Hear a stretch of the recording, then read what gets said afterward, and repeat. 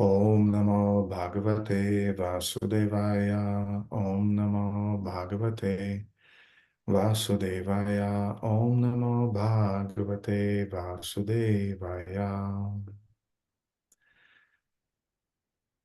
Okay, Hare Krishna, dear devotees. Today we are going on continuing reading from Srimad Bhagavatam 1.5.10. Дорогие преданные, сегодня мы продолжим изучение Шримад Бхагаватам 1.5.10. And as usually, devotees, Russian-speaking devotees, you please read the verses on your phones, and I will read it in English. И как обычно, русские преданные, пожалуйста, читайте в своих телефонах. Я буду читать на английском.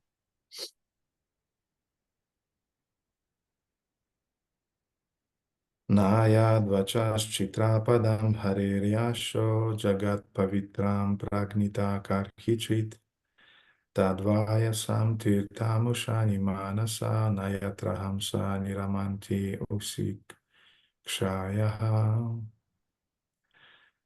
Those words which do not describe the glories of the Lord, who alone can sanctify the atmosphere of the whole universe, are considered by saintly persons to be like unto a place of pilgrimage for crows.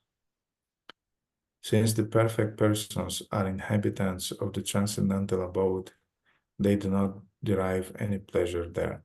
Purport by His Divine Grace, A.C. Bhaktivedanta Swami Srila Prabhupada. Crows and swans are not birds of the same feather because of their different mental attitudes. The fruitive workers or passionate men are compared to the crows, whereas the all-perfect saintly persons are compared to the swans. The crows take pleasure in a place where garbage is thrown out, just as the passionate fruitive workers take pleasure in wine and women, and places for gross sense pleasure. These swans do not take pleasure in the places where crowds are assembled for conferences and meetings. They are instead seen in the atmosphere of natural scenic beauty, where there are transparent reservoirs of water nicely decorated with stems of lotus flowers and variegated colors of natural beauty. That is the difference between the two classes of birds. Nature has influenced different species of life with different mentalities, and it is not possible to bring them up into the same rank and file.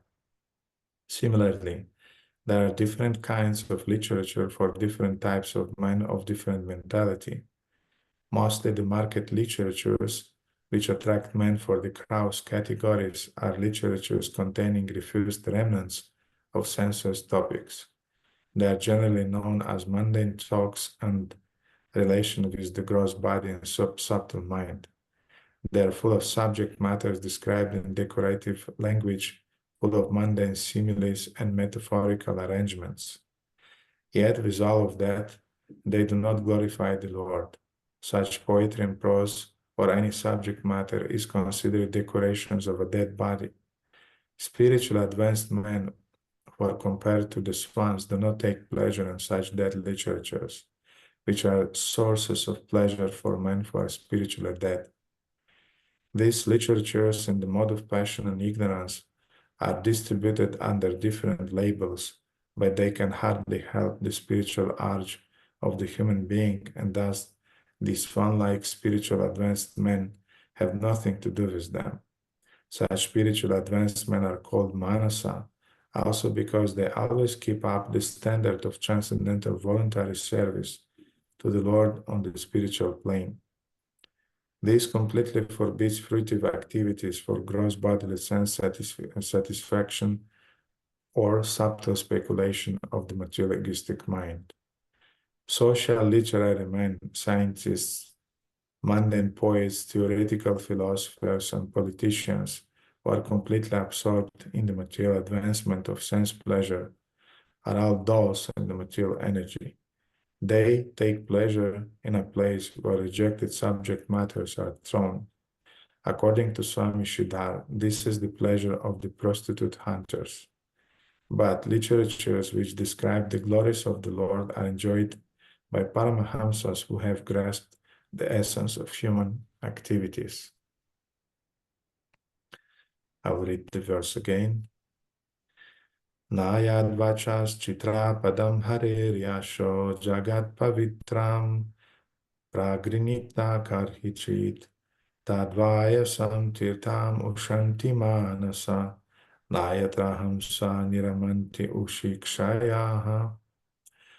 Those words which do not describe the glories of the Lord, while one can sanctify the atmosphere of the whole universe, are considered by saintly persons to be like unto a place of pilgrimage for crows, since the all-perfect persons are inhabitants of the transcendental abode, they do not derive any pleasure there. Om Ajnana-timirandasya Jnananjana-shalakaya Chakshurum Militamina Tasmai Shri Gurave Namaha. Shri Chaitanya Manopishtam Stapitam Yena Bhutale Swayarupha Kadamahem Dadati Swapadantikam. Vanchakalpatarabhyascha Kripa Sindhubhya Eva Cha Patitanam Pavanibha Vaishnavibha Namo Namaha. Jaya Shri Krishna Chaitanya Prabhu Nityananda Shri Advaita Gadadhara Shivasari Gaura Bhaktivinoda. Hare Krishna Krishna Krishna Hare Hare Hare Rama Rama Rama Hare Hare. Gurue Gaura Chandraya Radhikaya Dadalaya Krishnaya Krishna Bhaktaya Tad Bhaktaya Namo Namaha.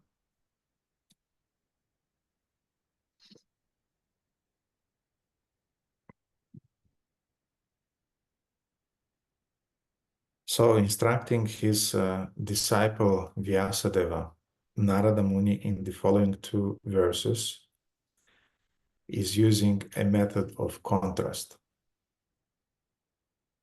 Своего ученика Вьясадева Нарада Муни использует в следующих двух стихах метод контраста.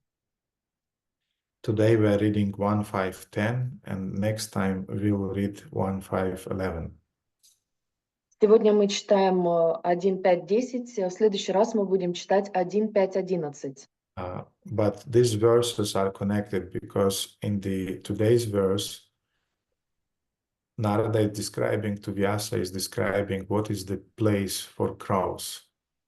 Но эти два стиха связаны, потому что в сегодняшнем стихе Нарада Муни объясняет, чем является место для воронов. And in the next verse, next time we'll read what are the places for Paramahamsas who are interested in just pure nectar and pure things. А в следующем стихе будет рассказано, что является местом для парамаханс, те, которые заинтересованы только в произведениях, посвящающих о славе Господа. So today Narada is focusing on the literatures which do not describe the glory of the Lord, and exactly for that reason they are considered to be like a place for pilgrimage for crows. В сегодняшнем стихе Нарада Муни описывает литературу, которая не возносит славу Господу, и именно поэтому она является прибежищем для воронов. And of course, it's about the literatures in the mode of ignorance and the mode of passion. И это означает литературу в гуне невежества и в гуне страсти. But it's interesting that in the verse we see that Narada is using he's saying that the words which do not describe the glories of the Lord. Интересно, что в этом стихе Нарада Муни описывает, что это слова, которые не описывают величие Господа. So not just the literature, but the words. This is a very important point. То есть не просто литература, а именно слова. Это очень важная деталь. Because the words means a lot of things. Потому что слова означают очень много вещей. And Srila Prabhupada is describing the purports. He's saying that this means books and literatures distributed under different labels. И Шрила Прабхупада говорит в своем комментарии, что это означает книги, которые распространяются под различными лейблами, названиями. Different labels, but the essence is the same. It's just garbage. Под разными названиями, но суть одна, это мусор. Some years back, I tried to read Dostoevsky. Несколько лет назад я пытался прочитать Достоевского. I read Tolstoy. It was an attraction. I mean, I just wanted to read them. Я прочитал Толстого. Это было... Мне хотелось просто прочитать их хотелось, посмотреть, что там. And my feeling was that it was so watered down. I mean, there are some very nice ideas in their books, but it's so watered down that it's like you are hungry, but they're giving you just water. Но оно было все настолько эта литература настолько полна воды, что я почувствовал себя, что когда ты голоден, но тебе вместо еды дают воду, много воды. I also from time to time I'm reading some Romanian literature, of course, just to learn the language. И само собой иногда я читаю румынскую литературу для того, чтобы выучить язык. And there are really smart authors. И есть очень много умных авторов. For example, Mircea Eliade, I mean, he's one of seems to be amongst the all writers in Romania. I mean, the most of my respects is going to him.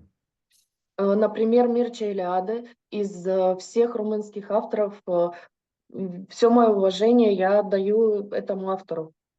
But it's so disappointing, the way of his life. Но стиль его жизни очень разочаровывает. Because in the beginnings, he was a searcher, he went to India, he practiced yoga, and he got involved in studying of Sanskrit. Потому что в начале своего пути он был искателем, который поехал в Индию, занимался йогой, изучал санскрит. But then he did a thing that all of our Romanian bhaktas tend to do. Но потом он сделал вещь, которую делают все наши бхакты, у них есть тенденция это делать. He fell in love. Он влюбился. With Maitreya. В Матрею. And Maitreya was the daughter of his guru. И Матрея была дочерью его гуру. And so often I can see this. This is just a pattern that is given by Maya for Romanians. И я часто вижу, что это паттерн, который дает Майя всем румынам. When they are coming, boys and girls, everything is nice, 1, 2, 3 years. И вот приходят они сюда, 1, 2, 3 года, все замечательно. And then they just fell in love. А потом они просто влюбляются. And that's it. In some cases, I mean, in some cases, devotees are doing nicely because they fell in love with other devotees. And that's good. И все на этом заканчивается, но не всегда, не во всех случаях. Иногда преданные влюбляются в других преданных, и тогда все идет замечательно. Anyway, I'm not going into that direction today, but what I wanted to say about the literature is that either it is watered down or you are disappointed by the way of life of the authors. Ну, не буду углубляться в эту тему, но по поводу литературы, она либо содержит в себе чрезмерное количество воды, либо ты разочаровываешься в стиле жизни автора. And Srila Bhaktisiddhanta Saraswati, he used to say, И Шрила Бхактисиддханта Сарасвати говорил, he's saying that I'm not reading the books, I'm reading the authors. я не читаю книги, я читаю автора. In other words, first of all, I investigate what was the behavior, what was the style of life of the person that has written that book. Другими словами, я изучаю, кем был автор, какой у него был стиль жизни у человека, который написал эту книгу. And if he was a moral person, he was a spiritual person, he has something to say. I can listen to that. И если он был человеком с высокой степенью морали, если он был духовным человеком, я могу слушать его. But if not, then even if the literature that he wrote is wonderful, I mean, you don't get anything. Но даже, но если нет, то даже если он написал вполне себе хорошее произведение, я не буду слушать его.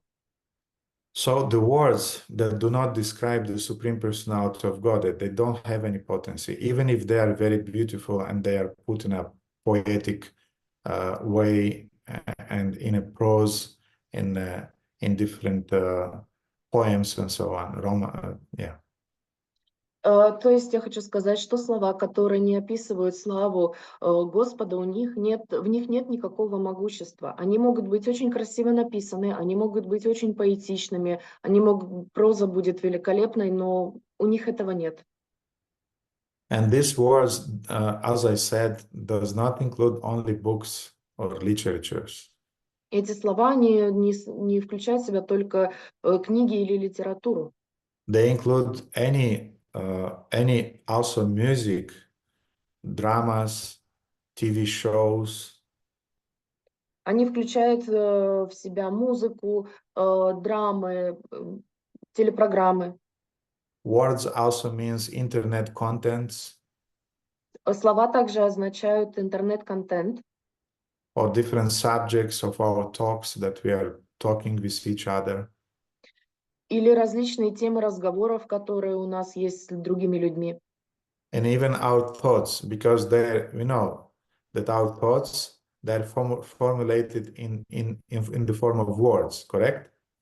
И даже наши мысли, потому что наши мысли, они сформулированы при помощи слов, правильно? So all of those things, they represent words. То есть все эти вещи, они представляют собой слова. And Prabhupada is saying that they are all related with the gross body and the mind. И Шрила Прабхупада говорит, что они все соединены с грубым телом и с умом. And Prabhupada is very graphic, describing some metaphors to describe this, to describe the quality of such words. И Шрила Прабхупада очень графично описывает метафоры для того, чтобы описать эти слова. And he's saying that such poetry and prose and any subject matter, and I showed you that any subject matter means music, poetry, thoughts, internet contents that nowadays we are absorbing a lot from YouTube, from social media and so on. If they are not glorifying the Lord, then Prabhupada is saying what they are representing actually. И тогда Шрила Прабхупада описывает, что слова, как я вам уже сказал, слова являются также музыкой, нашими мыслями, интернетом, прозой, поэзией. То есть все это Шрила Прабхупада описывает, что такие слова, которые не содержат в себе славу Господа, чем они являются на самом деле. And Prabhupada is giving some graphic examples. И Шрила Прабхупада дает несколько графичных примеров. He's saying they're compared to dead bodies. Он говорит, они могут быть сравнены с мертвым телом. You know what is a dead body? I mean, you can see a dead body in a coffin sometimes at the funerals. Вы знаете, что такое мертвое тело? То есть вы можете иногда видеть мертвое тело в гробу, на похоронах. I remember once Srila Radhanath Maharaj, he was remembering some things from his early childhood. Я помню, как Шрила Шиваран Махарадж, он вспоминал какие-то вещи своего детства. Radhanath Swami. Радханаth Свами.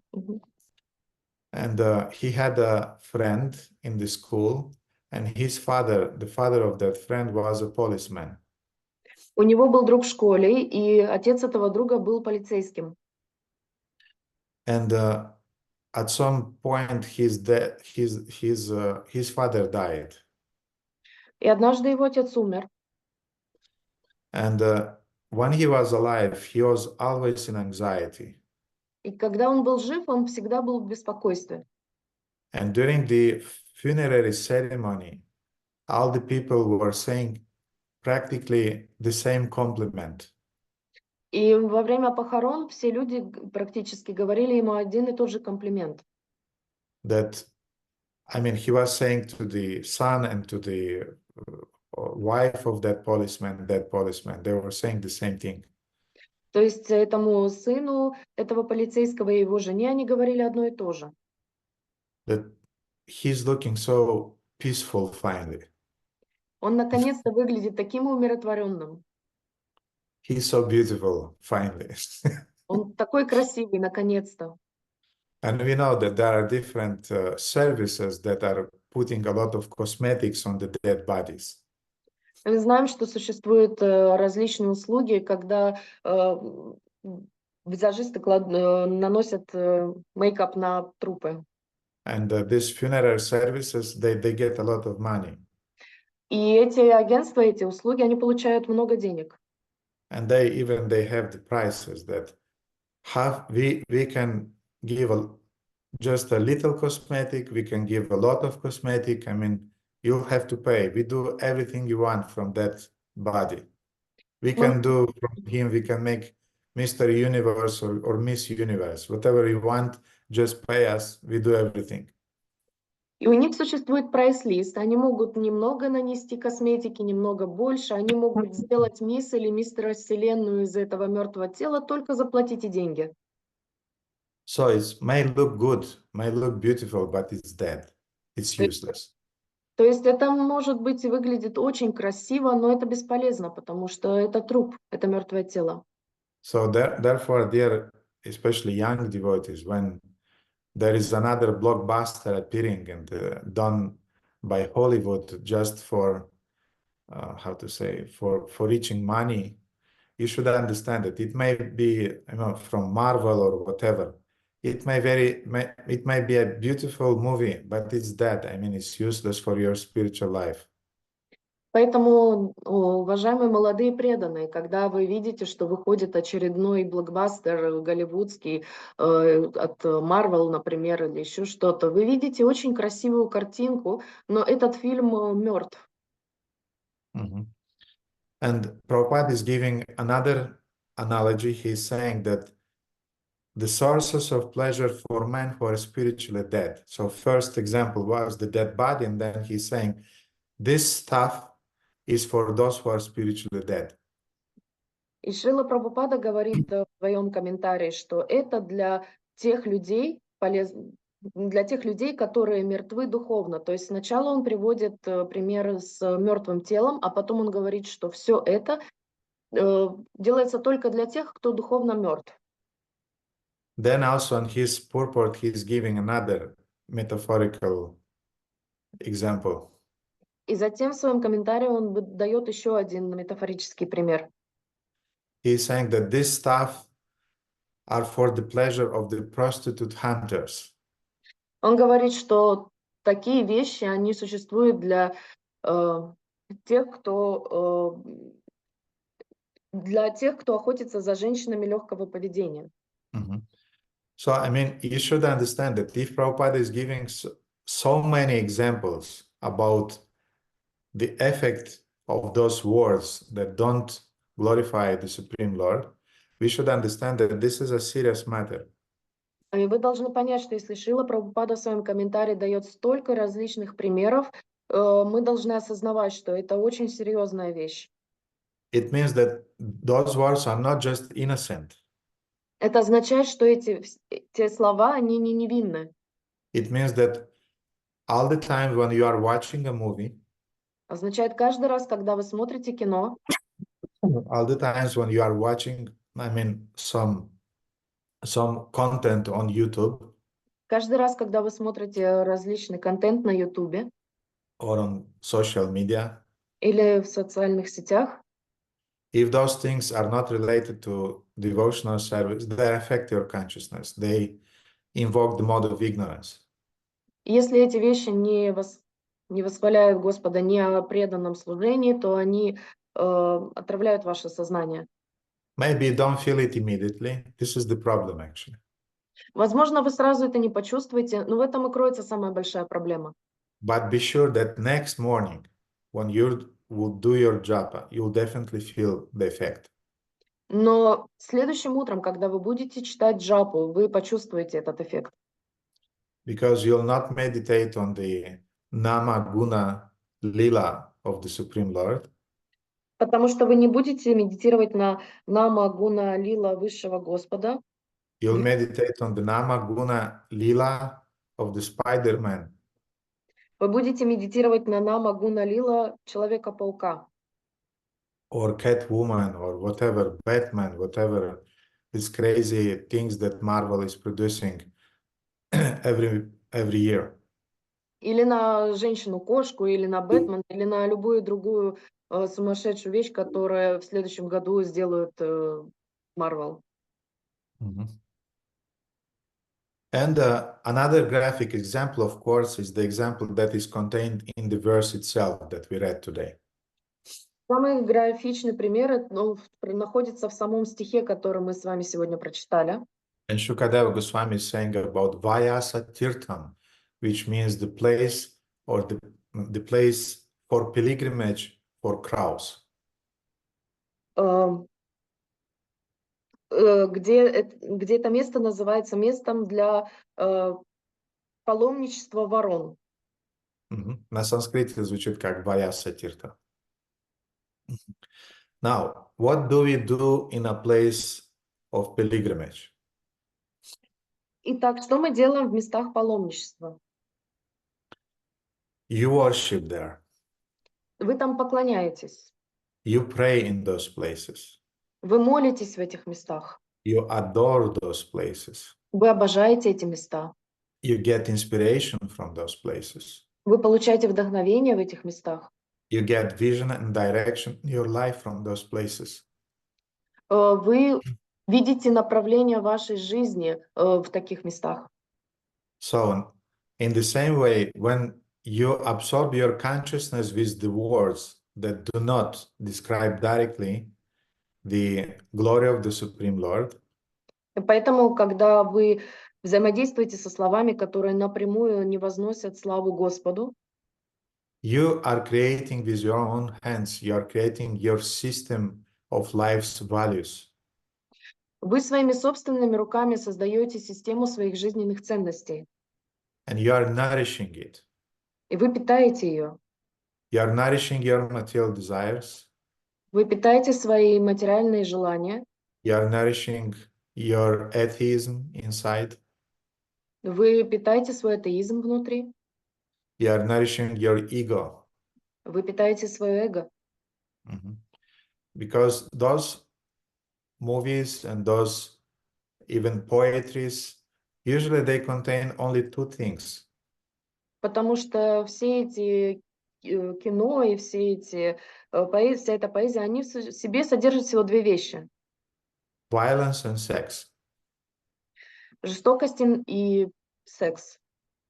I had a devotee friend who was working on the Ukrainian TV some many years back in Kiev. У меня есть друг, который много лет назад работал на украинском телевидении. And their boss, he was telling them directly. И их шеф, он им напрямую говорил. That sex and violence, otherwise we are losing our ratings. Жестокость и секс, иначе у нас падают рейтинги. So you should, by hook or by crook, you should include those things in our shows. То есть вы любыми способами должны включать в наше шоу эти два элемента. And of course, that devotee was quite disappointed, and he left that work. И само собой преданный его это очень разочаровало, и он ушел с той работы. So therefore, we should understand those words are not just innocent things. They have a great effect on our consciousness. Поэтому мы должны понимать, что эти слова, они не невинны, они очень большой эффект имеют на наше сознание. You know, even some innocent, let's say, some innocent ancient Greek literature, for example. Например, древнегреческая литература. Которая, казалось бы, ну, является невинной. Even there, when, for example, in that famous war between Greeks and Trojan War, you know. Например, это знаменитая война греко-троянская. And there is a place when at some point, you know, some soldiers are meeting with each other. И там есть момент, где солдаты видят друг друга, встречаются с друг другом. Some Trojans. Троянцы.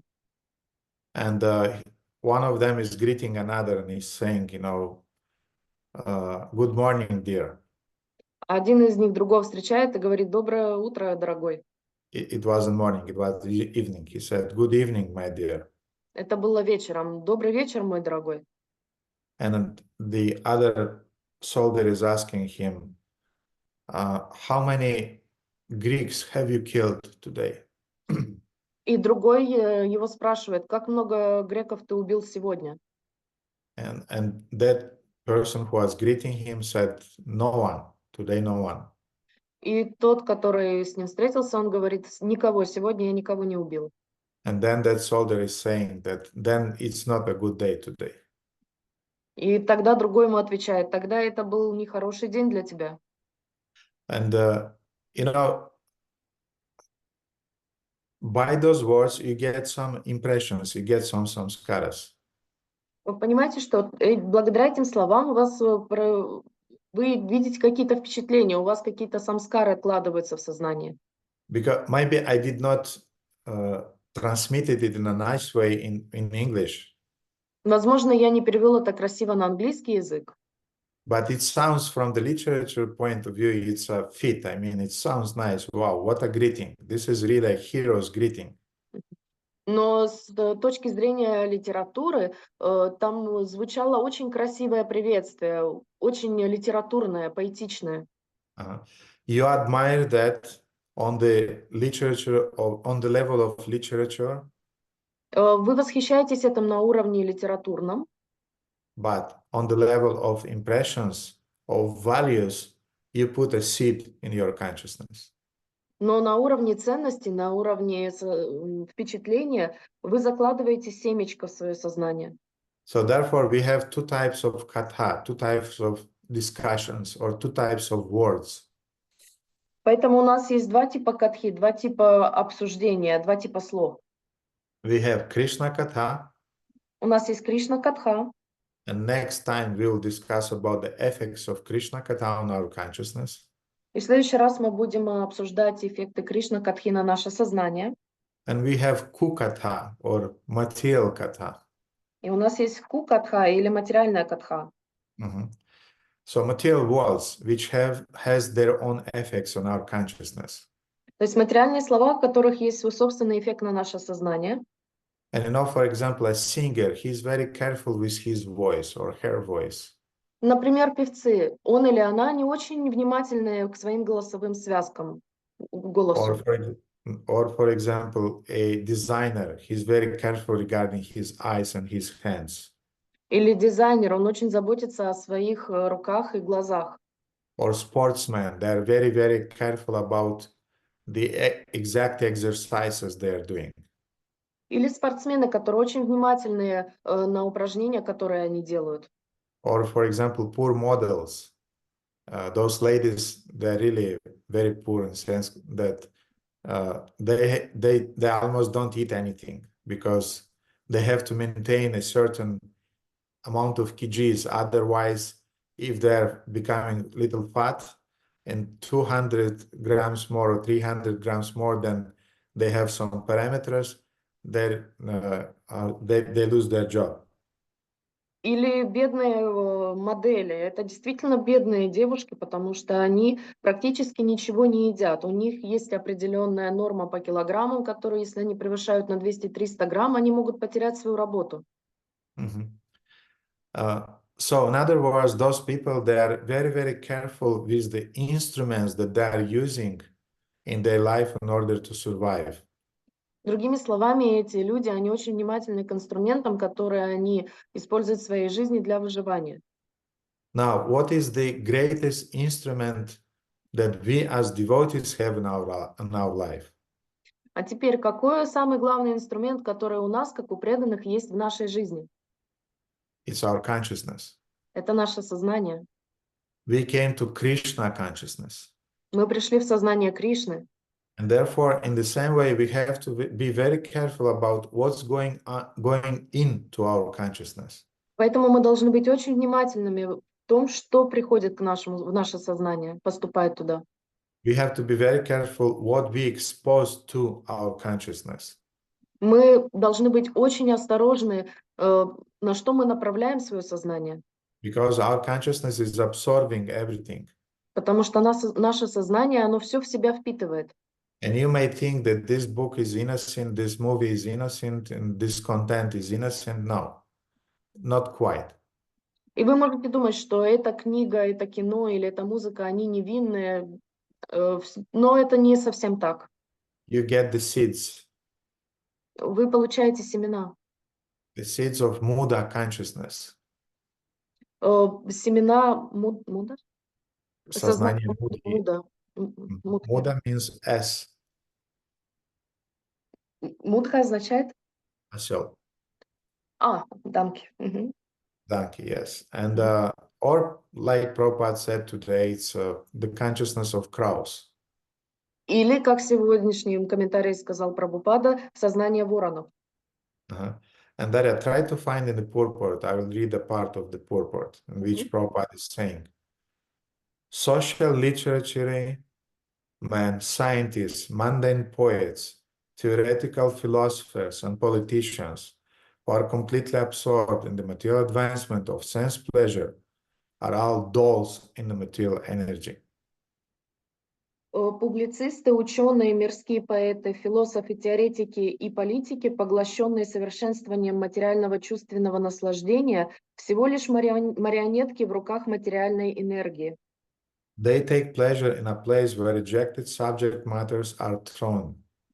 Им доставляет наслаждение рыться в отбросах запретных тем.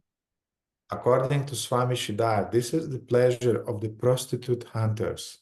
По словам Свами Шридхары, это удовольствие охотников за женщинами легкого поведения. But literatures which describe the glories of the Lord are enjoyed by the Paramahamsas who have grasped the essence of human activities. Но парамахамсы, постигшие суть человеческой деятельности, наслаждаются произведениями, повествующими о славе Господа. And in the Vedas often we find this term Paramahamsa. И в Ведах мы часто можем встретить этот термин парамаханса. It's coming from the word Hamsa. Hamsa means swan. Это происходит от слова хамса. Хамса означает лебедь. Paramahamsa means transcendental swan, not just ordinary swan. Парамаханса означает трансцендентный лебедь, необычный лебедь. I want to say that common swans, they're beautiful, but they're stupid. Я хочу вам сказать, что обыкновенные лебеди, они очень красивы, но они очень глупы. Very scared. I mean, it's parrots. Parrots are much smarter than than. Они очень боязливые, то есть попугаи намного более умны, чем эти лебеди. Even crows, in a sense, are more smart. В этом смысле они более умны. But transcendental swans, they have a quality, very important quality that are described in the Vedas. Но трансцендентные лебеди, у них есть очень серьезное качество, которое описано в Ведах. This quality is called in Sanskrit Nira Kshira Vikshep. Это качество называется Нира Шира Викшет. Nira Kshira Vikshep means that from a mixture of water and milk, that swan is able to extract only the milk and leave the water. Это означает, что если вы даете этому лебедю молоко, смешанное с водой, он способен извлечь молоко и оставить воду. So a transcendentalist, he's able to extract only spiritual things from life, and he's leaving material things. He's not interested in them. Поэтому духовный человек, он также способен извлекать из материального мира только духовные вещи, а материальные отстранять. And he is also exposed to different contents and different words. Он точно так же видит различные контенты, различные слова. But he is very careful, and he is focusing his consciousness only on the spiritual subjects. Но он очень осторожен, и он концентрирует свое внимание только на духовных темах. And in order to help us understand better different types of consciousness and the different effects that different contents has on our consciousness, the Vedas are giving example of different animals. И для того, чтобы лучше описать различные виды сознания, а также эффекты, оказываемые различным контентом и словами на наше сознание, веды используют животных, чтобы описать это, различных. Seems to be those examples of animals, we can relate to them much easier. Therefore, Vedas are using a lot of them. Судя по всему, нам гораздо легче понять суть, когда используются эти метафоры с животными, поэтому Веда нам их преподносит. So, again, the idea of today's topic is there are two types of consumers of words. Еще раз, идея сегодняшней темы в том, что есть два типа людей, которые поглощают или воспринимают слова. Да, потребляют, consumers.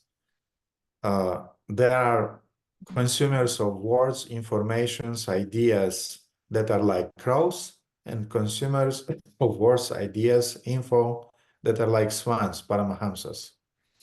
Есть те, которые потребляют слова, идеи, контент как вороны, есть те, кто потребляют слова, идеи, контент как парамахамса, эти лебеди. But there is a scripture which is called Bhagavad Mahatmya, which describes some other animals in that reference. Но есть литература, которая называется Бхагават Махатма, которая описывает другой тип животных. And I'm sure that devotees who are listening to my classes, at least sometimes, you heard the descriptions about different types of listeners that I used in my seminars. Я уверен, что те преданные, которые слушают мои лекции хотя бы иногда, они знают, что я использую это в своих лекциях, различные типы слушателей. For example, I used many years back in the seminar on reading. Например, много лет назад я использовала это в лекции о чтении. Think about what you speak. Думай о том, что ты говоришь. How it was called? Shudam, ты помнишь название? Думай, о чем ты говоришь, и как он там было название? Читай, прежде чем думать. Да, и читай прежде чем думать. And read before you think. Yes. And in that seminar, I gave also that description about from Bhagavad Mahatmya about different types of listeners. И я в этом семинаре также давал, как описывает Бхагават Махатма, различные типы слушателей. And I got it from Skanda Purana. И я нашел это в Сканда Пуране. And I got it by accident once when we went to a university library in Kiev. I was searching for some books, and with one of my friends, we saw a collection of different Puranas. We sat to read, and then I got this very beautiful description there. Я нашел это, обнаружил в университетской библиотеке в Киеве много лет назад вместе со своим другом. Мы искали определенную литературу, мы нашли целую полку различных Пуран. And there in Skanda Purana, Bhagavat Mahatmya is describing different types of listeners. И там в Сканда-Пуране Бхагават Махатма описывает различные типы слушателей. For example, one of the type of listeners is called a listener, or let's use the word consumer, who is like a fish. И там описываются различные типы слушателей. Давайте скажем, что это потребленец, тот, кто потребляет, как рыба. Consumer of words, or consumer of information. Потребитель слов, потребитель информации. And first we'll have 4 examples of consumers, listeners, positive listeners and consumers of words, and then we'll have 4 negative examples. Итак, у нас будет 4 позитивных, положительных примеров потребителей слов, а потом будет 4 отрицательных, негативных примеров. And just as a fish in the ocean of condensed milk quietly drinks the milk without even blinking, И как рыба, находящаяся в океане конденсированного молока, поглощает его, не моргая, so the person who sits quietly staring at the lecturer during class также и слушатель, который смотрит прямо на лектора, спокойно сидит и внимает, enjoying the topic, but not saying even a word. наслаждаясь лекцией, но не говоря ни единого слова. He's like a listener, fish listener. Он как слушатель, потребитель рыбы. So the fish doesn't say any words usually. Обычно рыба не разговаривает. So in the same way, we will analyze now from the spiritual point of view and from the material point of view. Сейчас мы будем смотреть с духовной точки зрения и с материальной точки зрения. From the spiritual point of view, devotees who are listening to Bhagavad Katha, to Srimad Bhagavatam, and are not saying even a word to the lecturer, they're like fish. И преданные, которые слушают которые находятся на Бхагават-ката, слушают Шримад Бхагаватам, они являются этими потребителями или слушателями рыбой, которые не говорят ни единого слова. 30-40% of the audience, usually they are blank. I mean, they're sitting in a class and no reaction, no any emotional reaction, nothing. Обычно 30-40% находящихся в классе, в аудитории, они абсолютно не придают никаких признаков жизни, они не реагируют эмоционально, ничего. A big percent of listeners that are watching on their watch, on their phones, and their, all their bodily language is saying that I'm bored, I want prasadam, I want to go home, or things like that. Большое количество людей в аудитории также смотрят на часы, смотрят по сторонам, и все их тело, весь их язык тела говорит о том, что я устал, мне скучно, я хочу прасадам.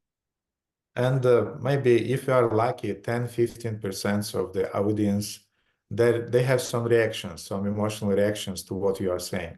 You have some connection with them. И если вы везунчик, то 10-15% в аудитории реагируют на то, что вы говорите, у них эмоциональная реакция, у вас есть связь с этими 10-15%.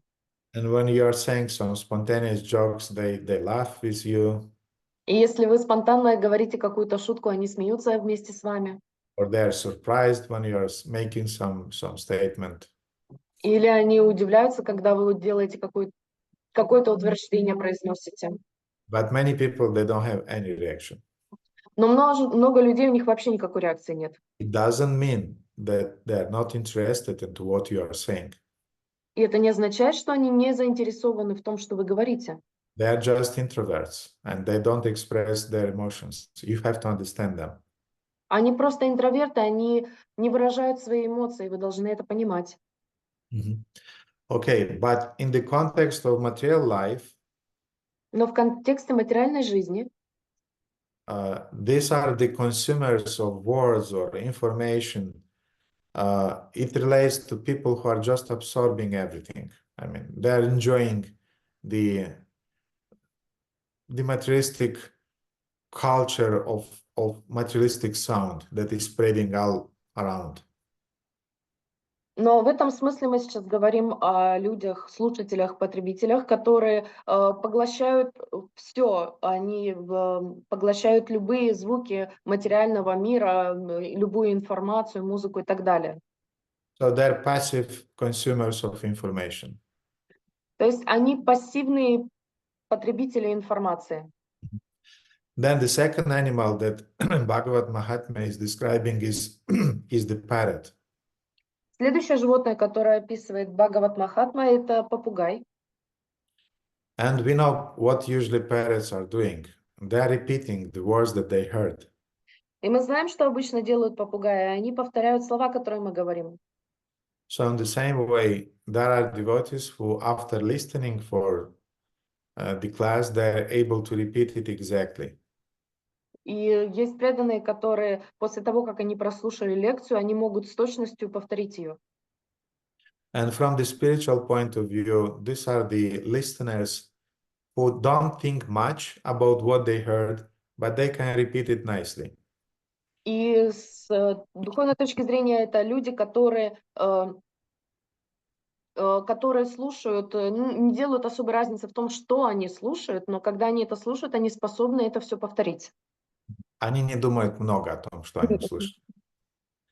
And in the context of material life, И в контексте материальной жизни, again, there are people who are spreading information, even are making a lot of YouTube contents about Ayurveda, about yoga, about meditation, but they don't have a clue about what it's really about. и с материальной точки зрения есть много людей, которые создают контент на YouTube и распространяют информацию об йоге, об аюрведе, об медитации, но они даже не понимают, в чем там суть, о чем это на самом деле. I remember many years back I gave a seminar on the Vaishnava etiquette. Я помню, много лет назад я давал семинар по поводу вайшнавского этикета. And I spent maybe 40 minutes explaining what means Kanti Mala. Я 40 минут примерно потратил на то, чтобы объяснить, что такое кантхи-мала. And I said that these two bones, they're called kanthis. И я объяснял, что эти две части называются кантхи. Kantha, it means ключица на русском. So Кантха. these bones. So, то есть эта кость, которая находится здесь, она называется ключица. And mala means, what do you say in English? It means, yeah. Throat. A thread, yeah, thread of Beads. beads, yeah, that are touching the kanta. И кантха – это горло, и это Mala. бусины, мало. И это бусины, которые касаются кантха. And just yesterday, by accident, I saw a devotee. He made a video. И вчера по случайности я увидел преданного, который сделал видео. And he was explaining the meaning of Kantimala. И он рассказывал о значении кантхимал. And he was saying that, you know, this region is called Kantha. И он говорил, вся эта область называется кантха. And therefore, it's very auspicious, and you have to keep something on your kanta, and this will be very auspicious. И очень благотворно что-то носить на своей кантхе. Это будет очень благоприятно. And I wonder in 50 years or 100 years, how devotees will repeat and will distort the information that they got from other devotees. Мне интересно, как через 50 или через 100 лет преданные будут искажать информацию, которую они услышали от других преданных. Or, for example, Hridayananda Maharaj is giving another example with the famous Namaste. Или Хридананда Махарадж, который давал пример с Намасте. Namaste means I just bow down before you. Намасте означает «я преклоняюсь перед тобой». Uh-huh. And it's a simple greeting. Это простое приветствие. Yes, there is a philosophical aspect to it because it contains the word namaha, which means that I reject my ego. Да, есть там духовный аспект, потому что оно содержит в себе слово «намаха», что означает «я оставляю свое эго». How the yogis interpret it? Как йоги интерпретируют это? That my divine in me is greeting your divine in you. Что божественное во мне приветствует божественное в тебе. So, in other words, I don't care about you even one atom.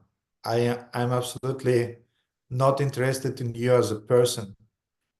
И другими словами, я в тебе не заинтересован даже крошечной частичкой атома. Ты меня не интересуешь как личность. It's not even that my divine in me is greeting you. Это даже не то, чтобы мое божественное приветствует тебя. My divine in me is greeting the divine in you. Мое божественное во мне приветствует божественное в тебе. I mean, it's such a level of false ego, that you just can't greet a person in a simple way. То есть это настолько ложное эго, оно настолько раздутое, что ты даже не можешь поприветствовать человека как личность. And these are just few examples about what parrot attitude is doing in the spiritual cycles. И это только несколько примеров того, что это отношение попугая делает с людьми в духовных кругах. You are good as a parrot so far as you repeat exactly. Ты хорош как попугай до тех пор, пока ты в точности повторяешь, что тебе сказали. But if you are starting speculating and distorting the information, then you are just distorting, you're offending the spiritual knowledge. Но если ты спекулируешь и искажаешь информацию, то ты просто теряешь ее, испортишь эту информацию. Yes, therefore, from the spiritual point of view, it's good to repeat the things that we heard from Guru, but don't distort them. Поэтому с духовной точки зрения очень хорошо повторять то, что мы слышим от духовного учителя, но очень важно не искажать эту информацию. But from the material point of view, parrot-like people, they're distorting the information.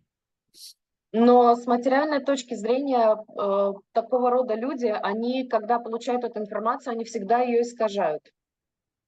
Then the third example that Skanda Purana is giving is the example of a swan.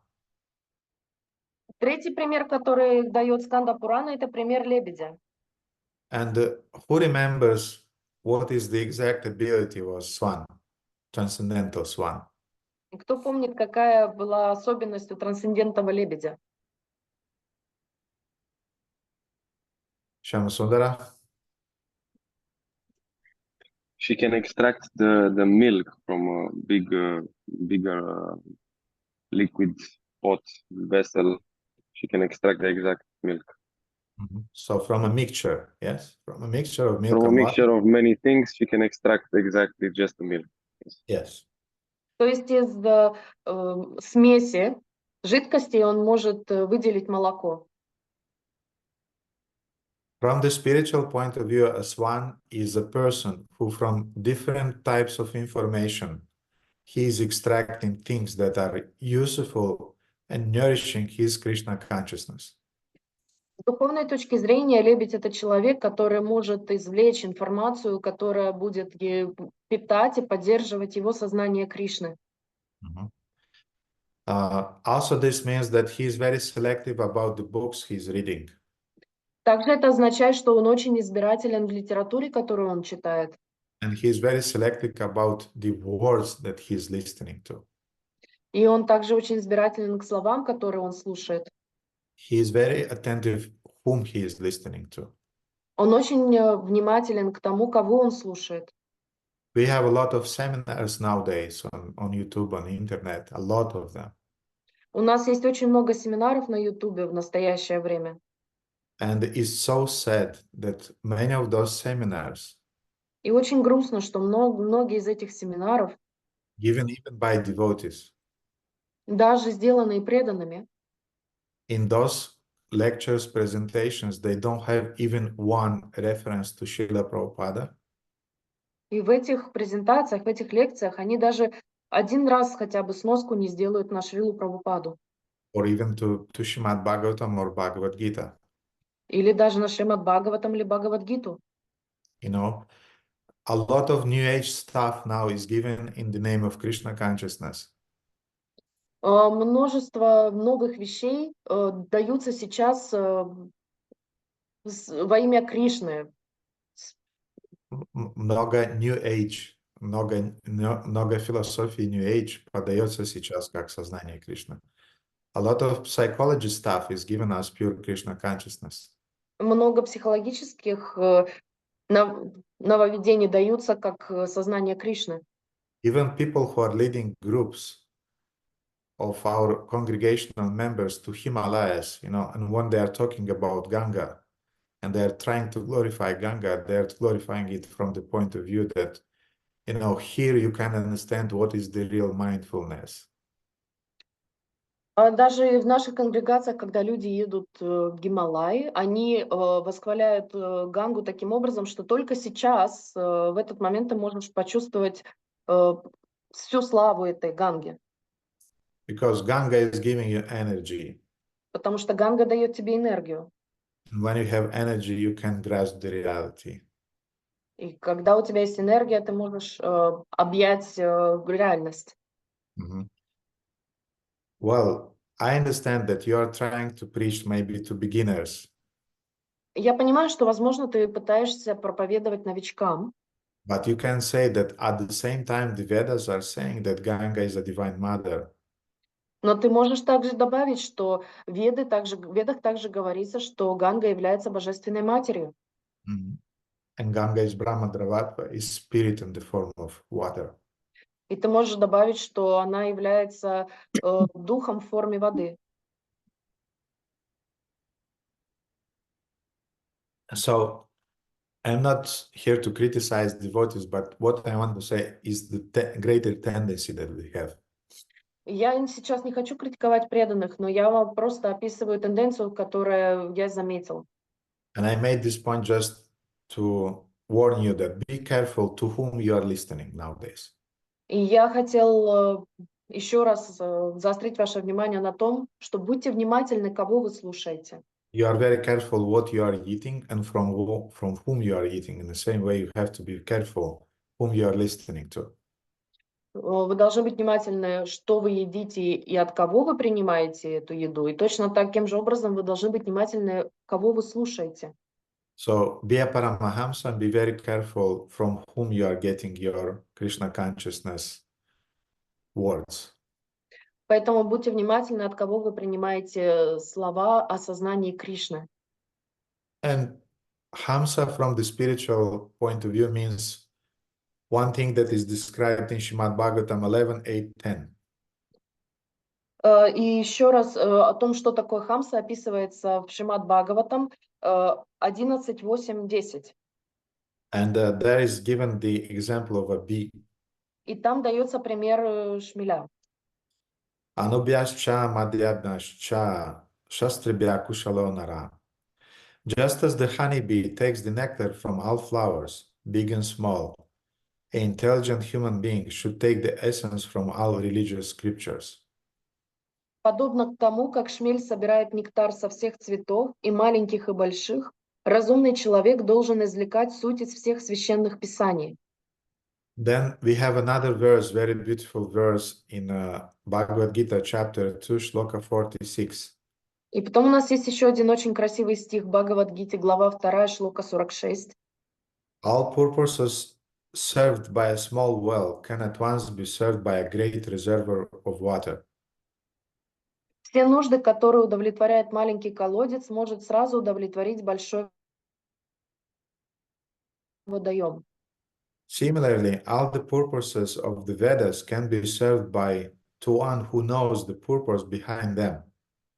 Подобно этому, тот, кому известно высшее назначение вед, обретает все описанные в них блага. And there is a very beautiful purport by Ramanujacharya to that verse. Есть очень красивый комментарий Надпури. Ramanujacharya. And he is saying that all that is taught by the Vedas is not suitable for our practice. И он говорит о том, что все, что описано в Ведах, не означает, что все это подходит для нашей практики. So don't think that if it's in the Vedas, you have to practice it. Поэтому не думайте, что если это в Ведах, вы должны это практиковать. And he is giving the example that sometimes a reservoir of water or some pond is constructed to accumulate the water. И он говорит, что иногда как определенный резервуар для воды или лужа, они сформированы для того, чтобы собирать воду. Не лужа, речь идет об озерах, вот таких озерах. Да. And some people are using that water for irrigation. И некоторые люди используют эту воду для поливания. Some people are using that water for, I don't know, for construction.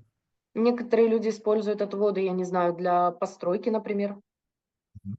But a thirsty person will use that water, if it's clean, of course, will use to quench, how do you say in English, to quench? Yeah, to quench his thirst. Но человек, которого мучает жажда, если эта вода чистая, то он будет ее использовать для того, чтобы утолить свою жажду. So in the same way, different people are using the Vedas for different purposes. Точно так же люди используют Веды для различных целей. But a Hamsa is using the information from the Vedas just for liberation. Но Хамса использует информацию из Вед только для освобождения. Of course, devotees are using the information from the Vedas to enhance their devotional service. И, конечно же, преданные используют информацию из Вед для того, чтобы улучшить свое преданное служение. And from the material point of view, we have some people, intelligent people, who are also, they're not reading everything. И также с материальной точки зрения есть множество умных людей, которые не все подряд читают. You know, there is a famous singer, Russian singer, Boris Grebenshchikov. Вы знаете, есть известный певец российский Борис Гребенщиков. I saw some interview of him. Я видел его интервью. Some interview related to Bhagavad Gita because he made a translation of Bhagavad Gita. Одно интервью, в котором обсуждается Бхагавад-гита, потому что он перевел Бхагавад-гиту. And the interviewer was asking him what books he is reading. И интервьюер спросил его, какие книги он читает. And he said almost the same thing, that I'm reading very selective books. I mean, I'm not devouring everything. I'm very selective in what I'm reading. И он практически точно так же ответил, что я очень избирателен в литературе, я не могу читать все подряд. And he said, I did not watch a TV show for maybe 40, 50 years. I mean, I really don't use that content because it's destroying your consciousness. И я ТВ-шоу не смотрел, наверное, 40-50 лет, потому что они по-настоящему разрушают сознание. And devotees from Russia, from Kazakhstan, and from Ukraine, you know the level of this man. He's really, I mean, he's quite a spiritual personality. И люди из Казахстана, из России, из Украины, они знают, какой уровень сознания у этого человека, то есть он действительно духовный человек. Quite legendary. Легендарный. He got a lot of association from devotees. У него было очень много общения с преданными. Unfortunately, he became a Buddhist. He's saying at least that I choose the Buddhist path. К сожалению, он выбрал буддизм. Это был его выбор. Я решил стать буддистом. But it was very interesting for me how he is taking care about his consciousness, that he's not absorbing everything. Но мне было очень интересно узнать, как он заботится о своем сознании. Он не воспринимает все подряд. He's very selective. So it's the mood of Hamsa or the swan.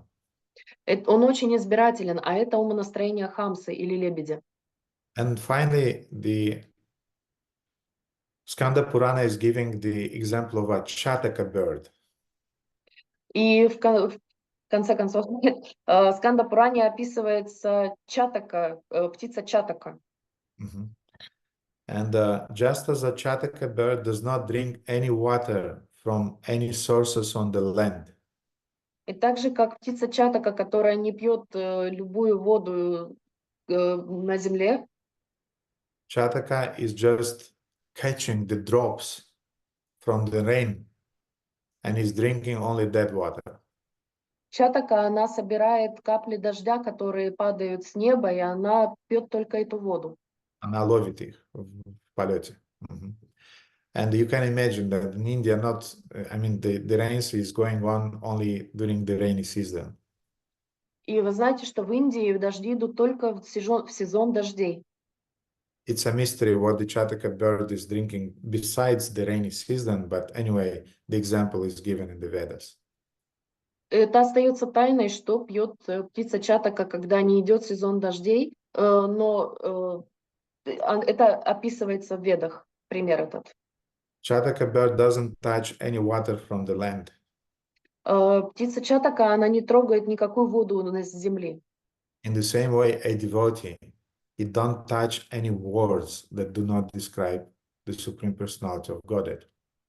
Точно так же преданный не трогает, не воспринимает ни единого слова, которое не восхваляет славу Господа. He is absorbing only the words that are directly coming from above, coming from the transcendental plane.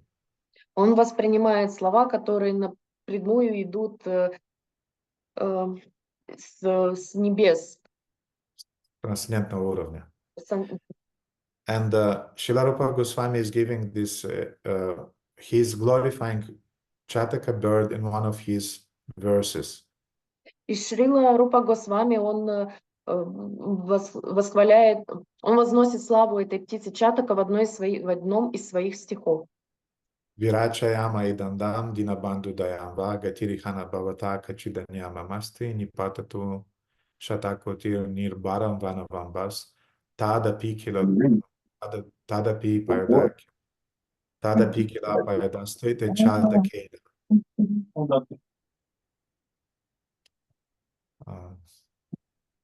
So this is the verse in Sanskrit, and in translation is a very beautiful verse, which is saying, "O Dinabandhu, O friend of the most needy." Это очень красивый стих на санскрите, который на английский переводится так: «О Динабанду, о друг самых нуждающихся». Constantly tormented by thirst, the Chataka bird only looks for the water coming from the sky. Постоянно мучимая жаждой, птица Чатака только ищет воду, идущую с неба. So a devotee doesn't drink anything else, doesn't absorb anything else, only Krishna Katha that is coming from Guru, from Krishna, from pure sources. Также преданный пьет, слушает только слова, которые идут от Гуру Катха, от Гуру, от Кришны, от преданных. But Chataka bird has another very, very important quality. Но у птицы Чатаки есть еще одно очень-очень важное качество. The cloud doesn't give her only water. Облако дает ей не только воду. The cloud sometimes is sending to him or to her is sending some thunderbolts. Иногда облако посылает ей молнии. In the same way, the spiritual master doesn't give you only pure Krishna Katha. Также духовный учитель не всегда дает тебе чистую Кришна Катху. Только чистую Krishna Katha. He sometimes can send upon you, he can send some thunderbolts. Он иногда может на тебя обрушить молнии. And if you remain a Chataka bird, если ты остаешься птицей Чатака, you know how to go on consuming the water and remain peaceful and remain thankful to the cloud for the water that you are receiving, in spite of thunders. и ты остаешься в умиротворенном состоянии, также поглощаешь воду, которая приходит с облаков, несмотря на молнии, которые также приходят оттуда. And Rupa Goswami is describing this mentality. Рупа Госвами описывает этот менталитет. That whether the thunderbolt strikes or torrents of fresh water shower down, the Chataka bird who drinks only the pure falling rainwater perpetually go on singing the glories of rain cloud. Независимо от того, ударила ли молния или обрушились потоки пресной воды, птица Чатака, которая пьет только чистую падающую дождевую воду, постоянно продолжает воспевать славу дождевых облаков. So sometimes your Gurudev can say, well done, very nice. Иногда ваш Гурдев может сказать: хорошая работа, молодец. Sometimes he can chastise you. А иногда он может вас ругать. If you're a Chataka bird, then you glorify him. Jai Gurudev, thank you. Jai Srila Prabhupada. Но если вы птица Чатака, вы будете восхвалять его: Джай Гурудев, Джай Шрила Прабхупад. And Rupa Goswami is saying, so am I. И Рупа Госвами говорит: я You can punish me or comfort me with your grace. I'll accept everything from you. Ты можешь наказать меня или утешить твоей благодатью, я все приму от тебя. Because in the whole wide world, I have no other shelter than you. Потому что во всем белом свете нет у меня другого прибежища, кроме тебя. You can do whatever you want with me. Ты можешь делать со мной все, что захочешь. So this is a very important verse that we as disciples should meditate upon in our life dealings with the spiritual master. Поэтому это очень важный и красивый стих, на который преданные должны медитировать, когда идет речь о их взаимоотношениях с гуру. Yeah, relationship with Guru or relationship with Krishna also. Да, взаимоотношения с гуру или также взаимоотношения с Кришной. Now the Skanda Purana is describing 4 examples of bad consumers of words. Также Сканда Пурана описывает 4 негативных потребителей слов, отрицательных. Or 4 negative listeners. Или 4 типа негативных или отрицательных слушателей. And the first type is the example of the wolf. Первый пример волка. The wolf is howling, the wolf is frightening a dog attracted to the pleasant sound of a flute in the forest. Волки воют, волки пугают, волки привлекаются или не привлекаются? Устрашают. Устрашают звуки флейты, исходящие из леса. Они устрашают, нет, не. До переводится как... они устрашают оленей, которые привлечены сладким звуком свирели в лесу. Или сладкими звуками, в принципе, лесными звуками. So a wolf, he is frightening to the animals, in other words, to the animals who enjoy the forest life. То есть, другими словами, волки, они пугают животных, которые наслаждаются лесной жизнью. So in the same way, when somebody during the class, he's making a scandal, he's making a show, he's shouting, he's interrupting the speaker, he's like a wolf. Другими словами, тот, кто начинает скандал посередине лекции, возмущение, то есть всю эту обстановку, он ведет себя как волк. From the spiritual point of view, it means that you how to say, on a subtle level, you fight with the speaker. Это означает, что на духовном уровне, что это обозначает? Что вы на тонком плане, на субтильном плане, вы деретесь или боретесь. Вы сражаетесь, да, вы сражаетесь, вы противостоите как бы лектору. You don't agree with what he's saying. Вы не соглашаетесь с тем, что он говорит. And your body language or maybe your words are expressing that I don't care about what you are talking now. И ваш язык тела, все ваше поведение говорит о том, что Меня не волнует, что ты там рассказываешь. You're opposing the speaker, in other words. Другими словами, вы противостоите лектору. Here in Romania, we have a special word for such people. Здесь, в Румынии, у нас есть особое слово для таких людей. In Romania, it's gică contra. На You русском это not значит, be able to. Yeah, it's intranslatable. это Like, непереводимое сочетание, игра слов. there are many Russian expressions that you cannot translate into Romanian. You just don't get it. Есть много слов на русском, которые вы не можете перевести на английский, вы просто это не поймете. Или на румынский. So, Shiva Purana is describing Шива Пурана описывает one who speaks ill of a lecturer or the sacred stories. No, one who is speaking ill of the person who is giving the lecture. тот, кто плохо говорит о человеке, который дает лекцию, One who is speaking ill about the Vedas or the stories contained in the Vedas.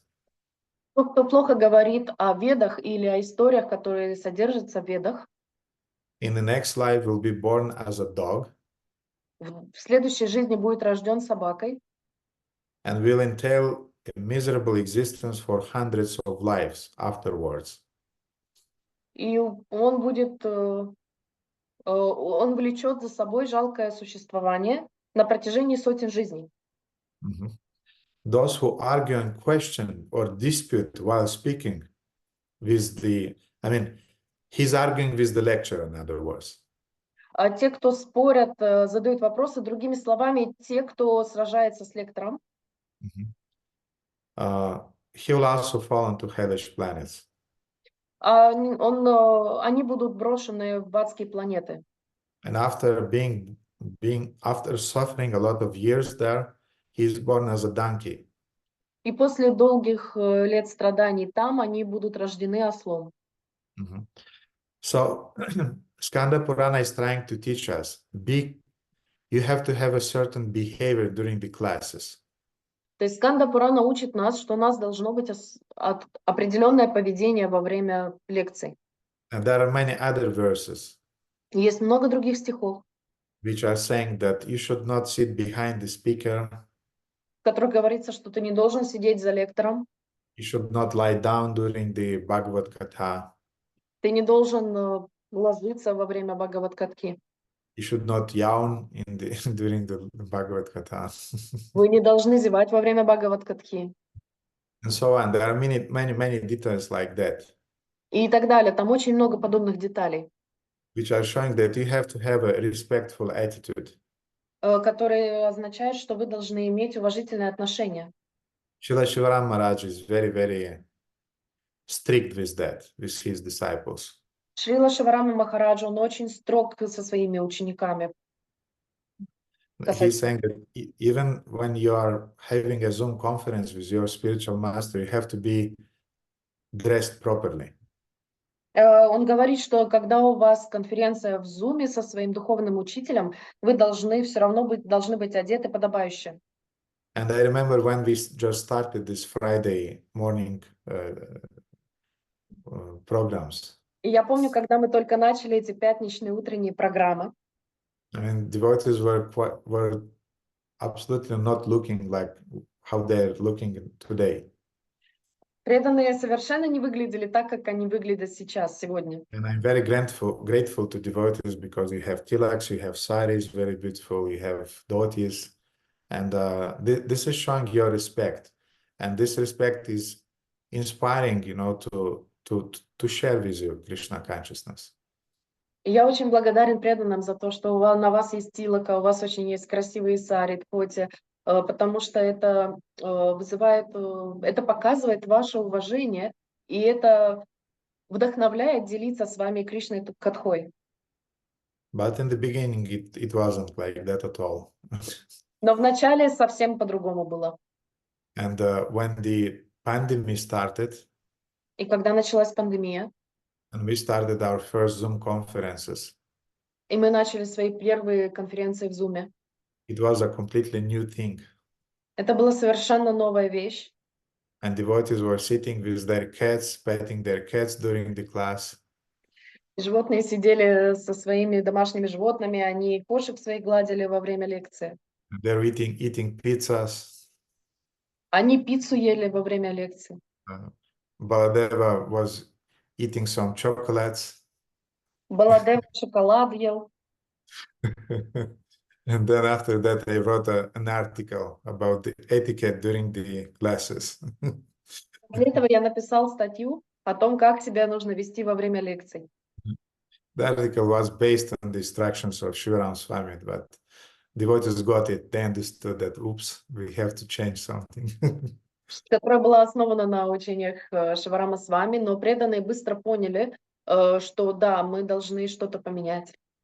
So even if you don't understand something, express your doubt in a civilized way.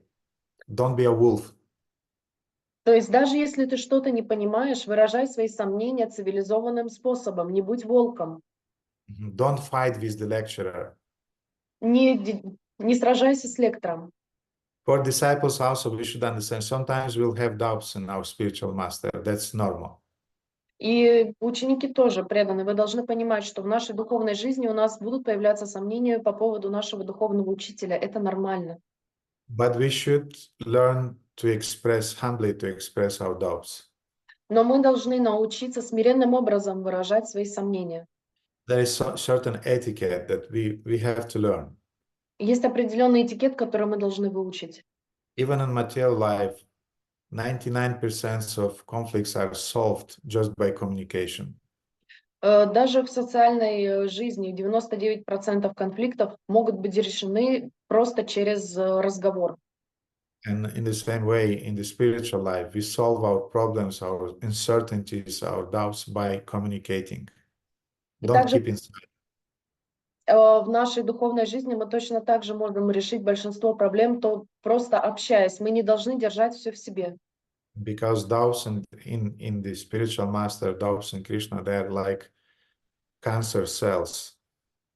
Потому что сомнения в духовном учителе, в Кришне, они как раковые клетки. If you don't eliminate them, they'll grow and they'll become bigger, they'll affect you. Если вы от них не избавитесь, они будут расти, они будут становиться все больше, больше и больше. And we eliminate them by asking, by putting questions. И мы избавляемся от них, спрашивая, задавая вопросы. Arjuna was putting a lot of questions to Krishna. They were not easy questions. Арджуна много вопросов задавал Кришне, и это были непростые вопросы. And Krishna, he was very dutifully, he was replying to those questions. И Кришна очень красиво отвечал на эти вопросы. And this is the motor of the relationship between a guru and disciple. It's dialogue.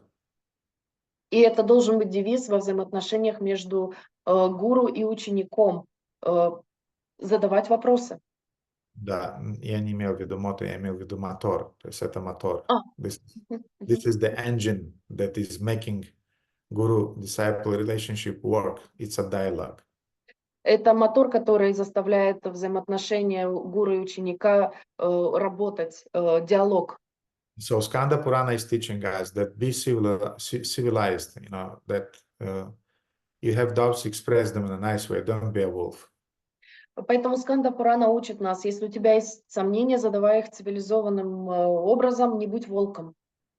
Then another example of bad listener or bad consumer of information is the example of an eagle. И другой пример отрицательного слушателя – это орел. Eagle is living high in the Himalayas and the mountains. Орел живет далеко в Гималаях, в горах.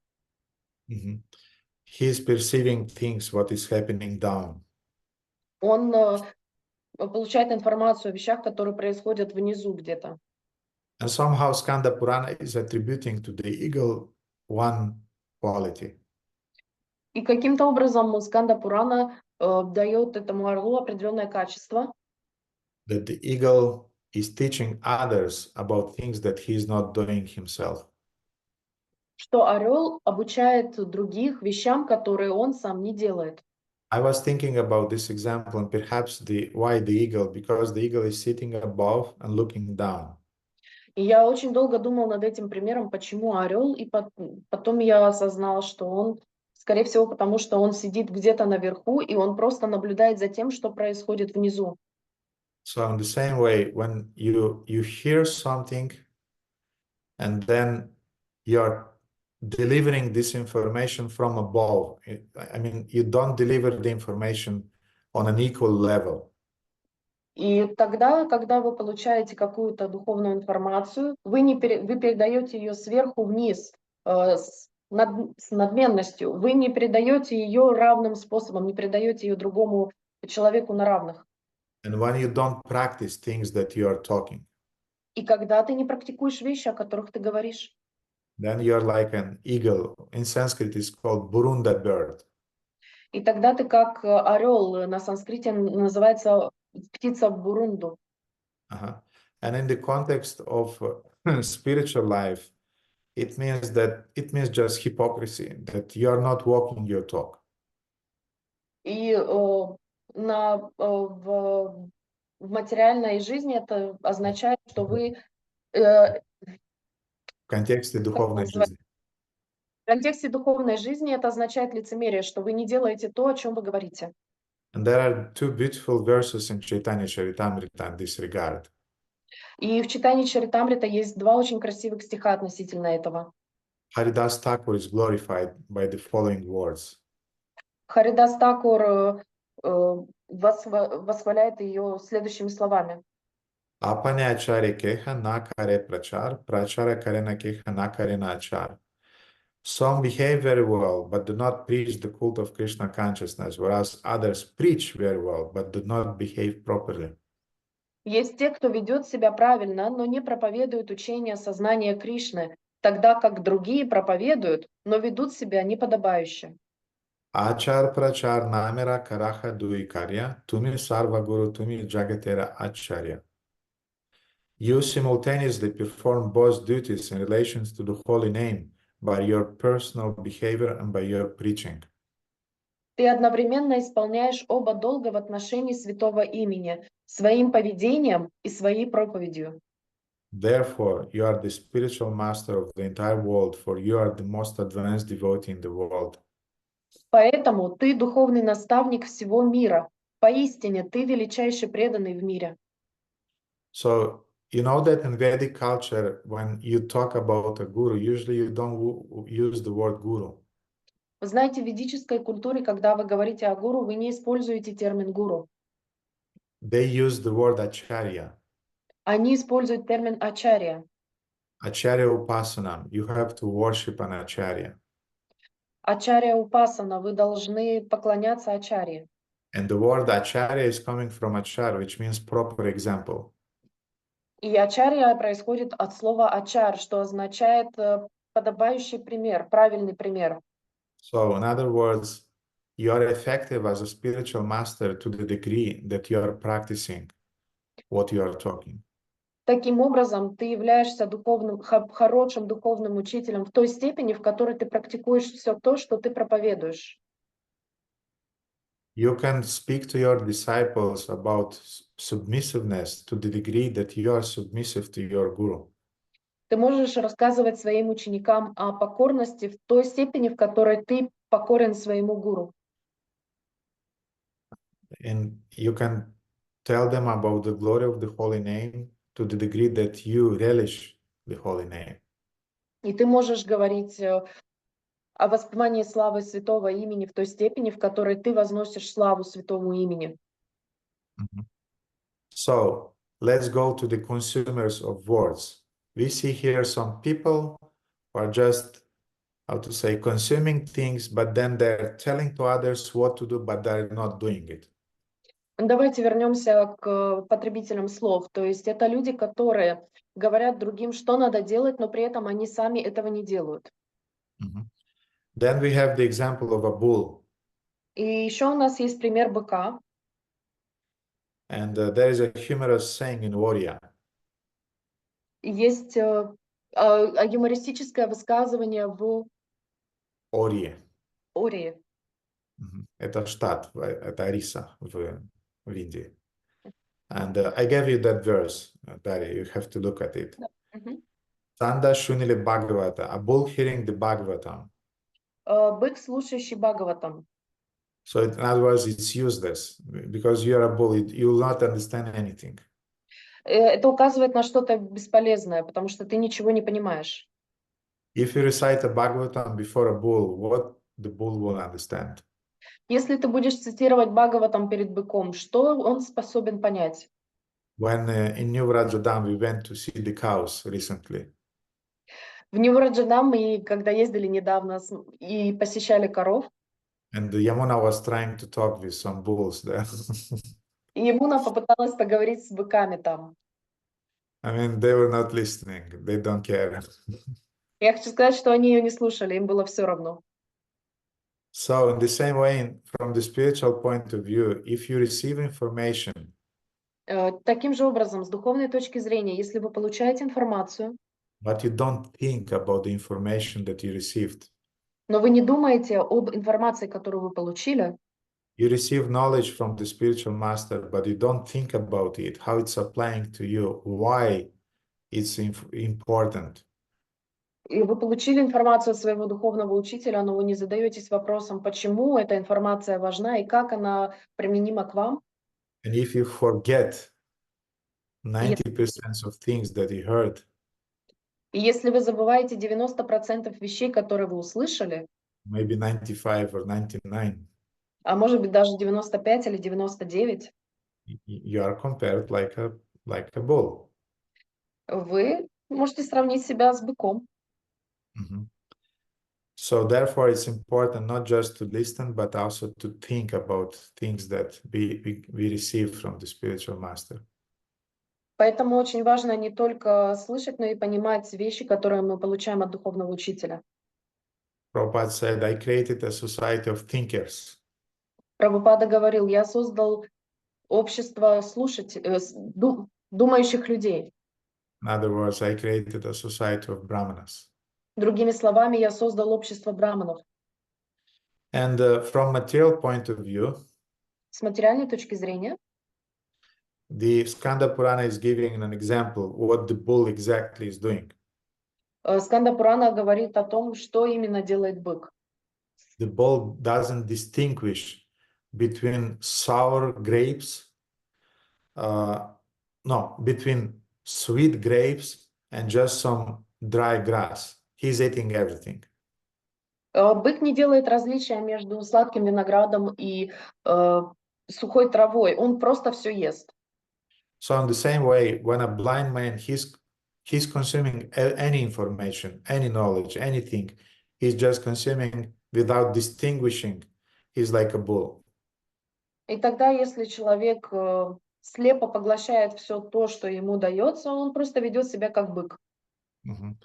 So sometimes also devotees, they, in the name of spiritual life, they consume this lecture, that seminar, that seminar, that seminar, and then in their heads there is just a mixture, and they don't understand anything. И тогда наши преданные точно так же, они во имя образованности в качестве преданного, они начинают слушать как можно больше семинаров, лекций и так далее, но в конце концов у них тут происходит смешанное, все смешивается здесь, и они ничего уже не понимают. I'll read that book, that book, that book, that book, and again, nothing remains in the head because it was just a mix of information.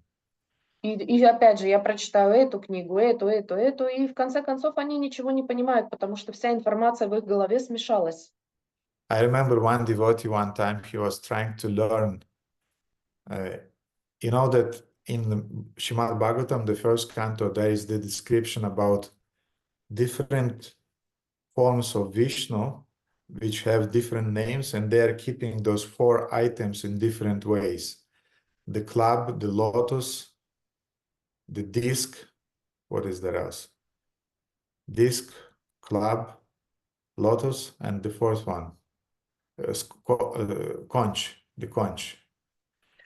Oh. And different forms of Vishnu, they keep these items differently. He was trying to learn which Vishnu is keeping the club in right hand or left hand, lower right hand or lower left hand, and so on. Я помню, один преданный пытался выучить, есть в Шримад Бхагаватам в 1 главе описание форм Вишну, у которых четырехруких форм, и каждый Вишну в каждой руке держит по-разному предметы, которых 4, это палец, раковина, диск и лотос. И вот эти формы Вишну, они держат каждый раз по-разному, в правой руке, в левой руке и так далее. И вот этот преданный, он пытался выучить, какая форма Вишну, в какой руке какой предмет держит. This is too technical. Это очень технически. And no need for such technical knowledge.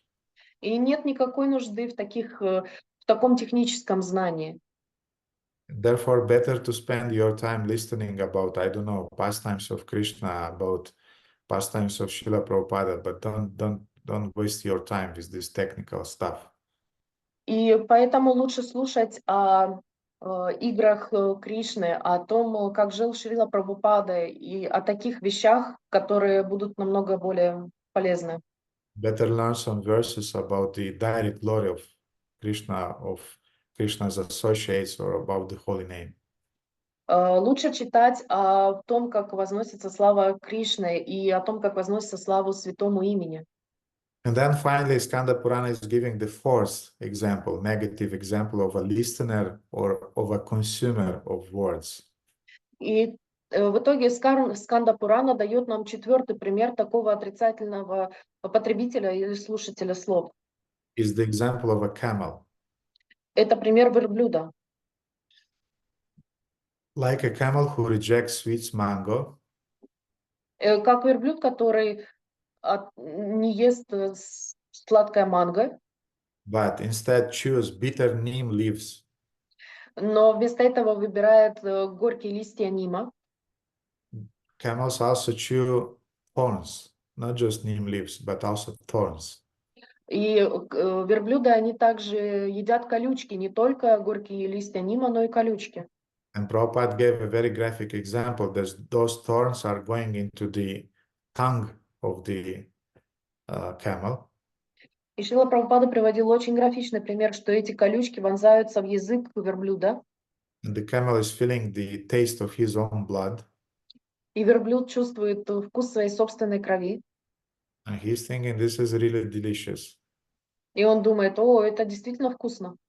Prabhupada gave this example about the sex life. It's almost like that.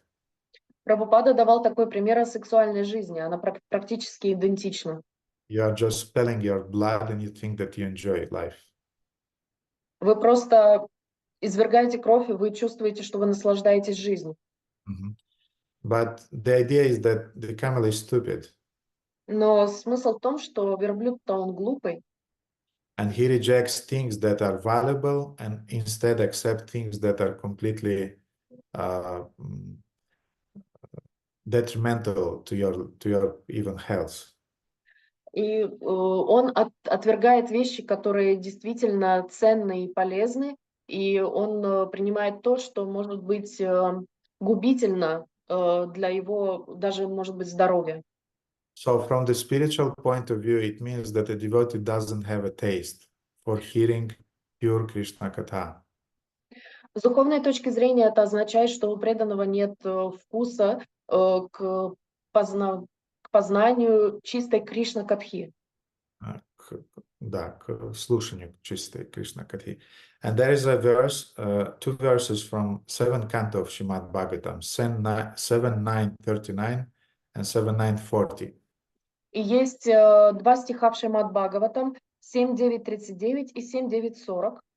In which Prahlad Maharaj is a kind of like he's distressed. He's expressing in his prayers, he's expressing his concern, his distress that he doesn't have enough taste for Krishna consciousness or for hearing about Krishna. Который Пралад Махарадж разочарован тем, что у него нет достаточного вкуса к сознанию Кришны, Кришна-катхе. And he's saying, my dear Lord of the Vaikuntha planets, where there are no anxiety. My mind is extremely sinful and lusty, being sometimes so-called happy and sometimes so-called distressed.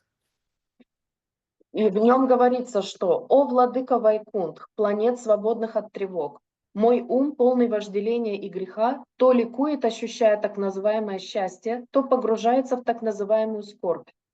My mind is full of lamentation and fear, and it always seeks more and more money. Его то и дело охватывают печаль и страх, и он непрестанно жаждет денег.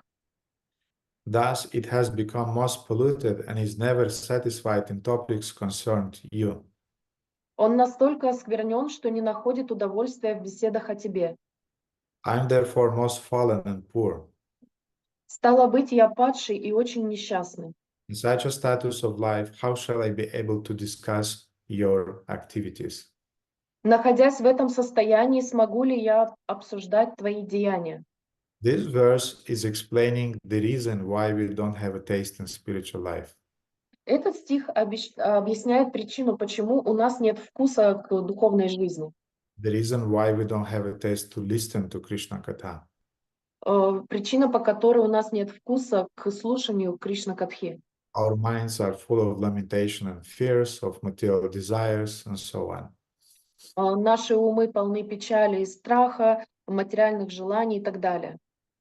And then in the next verse, he is saying, И в следующем стихе он говорит: My dear Lord, O infallible one, my position is like that of a person who has many wives, all trying to attract him in their own way. «О непогрешимый Господь, я похож на человека, имеющего много жен, каждая из которых по-своему пытается привлечь его». For example, the tongue is attracted to palatable dishes, the Например, genitals to sex with an attractive woman, and the sense of touch to contact with soft things. Например, язык хочет наслаждаться вкусными блюдами, половой орган хочет утолять сладострастие с красивыми женщинами, а кожа прикасаться к чему-то мягкому. The belly, although filled, still wants to eat more, and the ear, not attempting to hear about you, is generally attracted to cinema songs. Желудок, хотя он и так уже полон, требует больше еды, а уши, которые не пытаются слушать о тебе, привлекают лишь песни из кинофильмов. Cinema songs means internet content nowadays, YouTube content nowadays, social media nowadays. It means a lot of things. Песни из кинофильмов в настоящее время это означает контент из Ютуба, из социальных сетей, из интернета. Это означает много других вещей. Nowadays, people are spending 4, 6, 7 hours a day for social media. My God, this is really crazy. В настоящее время люди по 4, 6, 8 часов проводят в социальных сетях, и это просто безумие. I'm not a saint in that sense. Я не святой в этом смысле. I also am looking. I mean, I'm scrolling also my Facebook from time to time. Я тоже периодически пролистываю свой Facebook время от времени. I have a TikTok and I have an Instagram, but almost I'm not looking there. У меня также есть и TikTok, и Instagram, но я практически не заглядываю туда. But if you are spending hours of your time, it's crazy. Но если вы там проводите часами свое свободное время, это безумие. And as a result, you don't have any spiritual power. И в результате у вас нет никакой духовной силы. And you don't have any taste for real Krishna consciousness. И у вас нет никакого вкуса к настоящему сознанию Кришны. Okay, now it's almost 10 o'clock. Сейчас почти уже 10 часов. I don't know what to do. Do you have any questions, by the way, dear devotees? Не знаю, что мне делать. У вас есть какие-то вопросы преданные? I have one story, but I'm thinking maybe I'll leave it for the next time. У меня есть история, но я думаю оставить ее на следующий раз. It's a story about crows and swans. Это история о воронах и лебедях. It's a long one from Mahabharata. Это длинная из Махабхараты. I don't want to compress it. Я не хочу ее сужать, сжимать. Therefore, I think I will tell it next time, next Friday. Поэтому я думаю, что я расскажу ее в следующий раз, в следующую пятницу. But now I will still tell you a story also about the crow and the swan. Но сейчас я вам также расскажу историю, также о лебедях и воронах. But it's a little bit other version. Но это немного другая версия. And it's a beautiful story. I heard it from different spiritual masters. Это очень красивая история, я слышала ее от разных духовных учителей. Which really is showing the difference between a devotee who is relishing pure Krishna consciousness words and people who are relishing garbage. Relishing? Relishing. Воспринимают? Да, воспринимают, наслаждаются, ну как бы. Это на самом деле рассказывает о преданных, которые воспринимают или имеют вкус к чистому, вкус к словам о чистом сознании Кришны, и о преданных, которые имеют вкус только к мусору. Не о преданных, а обычных материалистичных людях, которые имеют вкус к мусору. It's actually a story about, not about crow. The story about crow it will be next time, but now it's a story about a duck and a swan. Это не о воронах история, это история о утке и о лебеде. So one time there was a lake and it was full of different dark ducks. Однажды было озеро, в котором было много черных уток. And they were enjoying and they were eating a lot of snails that were living in the water and on the shore. И они наслаждались жизнью, ели улиток, которых было много на берегу. And everything was very happy for them. И все было очень счастливо для них. And then suddenly a swan, I don't know in English how to say, but a swan was flying and then sat on the water. Однажды лебедь летел над водой и приземлился. And at some moment, those ducks, they felt a kind of like sadness in their heart. I mean, the whole picture was completely destroyed, and they felt like the most unhappy creatures in the universe. И тогда утки почувствовали глубокую скорбь в своем сердце, потому что эта картина была разрушена, и они просто вошли в глубокую печаль. So you know this sensation when, for example, ladies, they know that everything is nice, everything is very beautiful, but suddenly another Mataji is entering in the room wearing a more beautiful sari than yours. Вы знаете это чувство, особенно девушки знают, Матаджи знают, когда вы сидите, все замечательно, все прекрасно, и потом в какой-то момент в комнату заходит другая Матаджи, у которой более красивая сари. Or a boy devotee, he's suddenly taking the mridanga and he's playing mridanga more beautifully than you. Или другой преданный берет мридангу, и он играет на ней лучше, чем ты. And you feel a kind of like sadness in your heart and you don't understand what's happening. No? И ты чувствуешь скорбь в своем сердце, и ты не понимаешь, что происходит. But what's happening is envy is happening. That's what's happening. Что происходит? Зависть происходит. Вот что происходит. So the ducks, they were kind of like disturbed that what is this white extraterrestrial living creature is doing here? Поэтому утки были в растерянности, что это инопланетное белое создание делает здесь. Because the swan was very beautiful, very gracious. Потому что лебедь был очень красив и очень грациозен.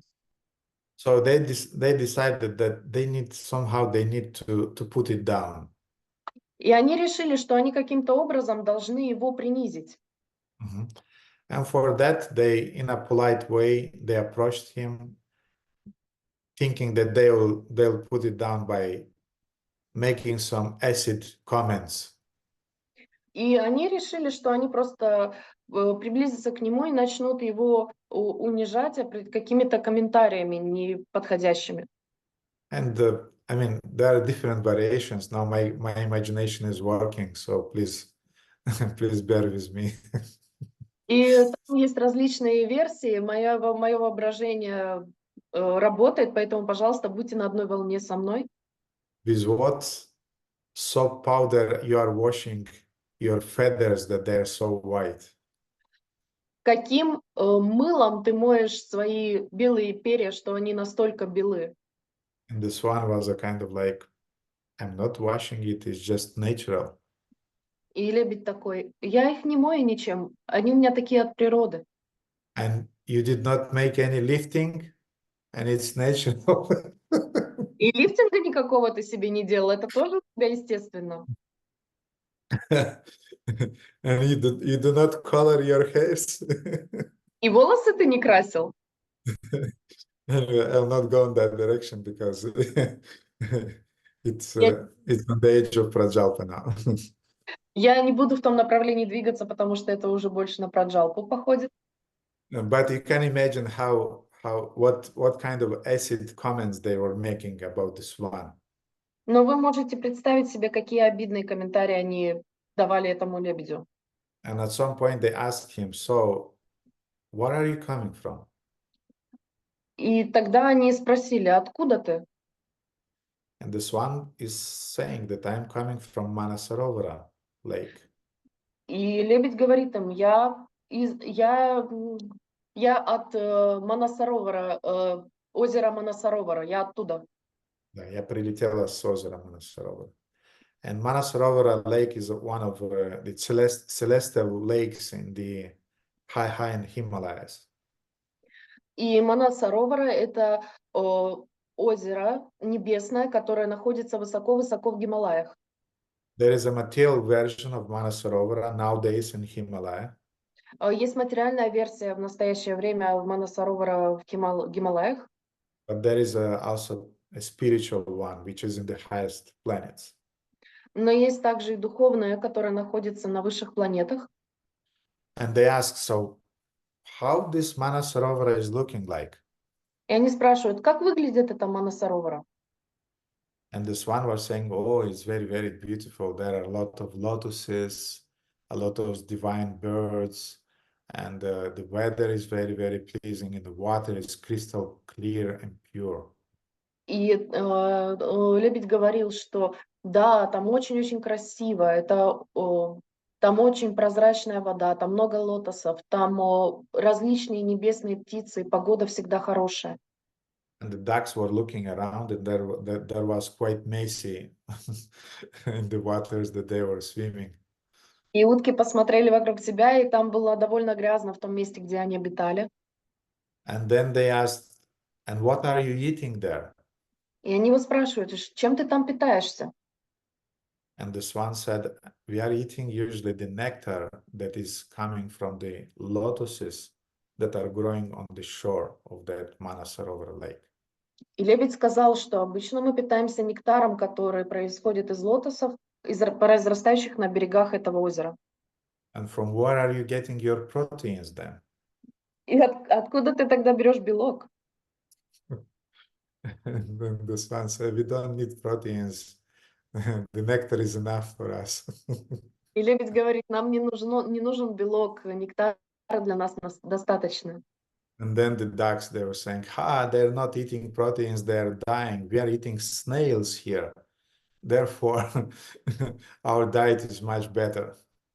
И утки такие, они там белок у себя не едят, у них диета неподходящая, а у нас тут есть, мы едим улиток, у нас все хорошо. You see, they don't eat snails, so it means that they're inferior than us. Видите, они не едят улиток, это означает, что они более низкие, чем мы, находятся более низко, чем мы. So this is an example how the materialistic people are thinking about devotees. Вот это пример, как материалистичные люди думают о преданных. What are you enjoying in your life? Чем ты наслаждаешься в своей жизни? How do you relax in your life? Как ты расслабляешься в своей жизни? We are saying we are relaxing in a kirtan, we are enjoying the satsanga of devotees, we are enjoying the Srimad Bhagavatam, the worshipping of the deities.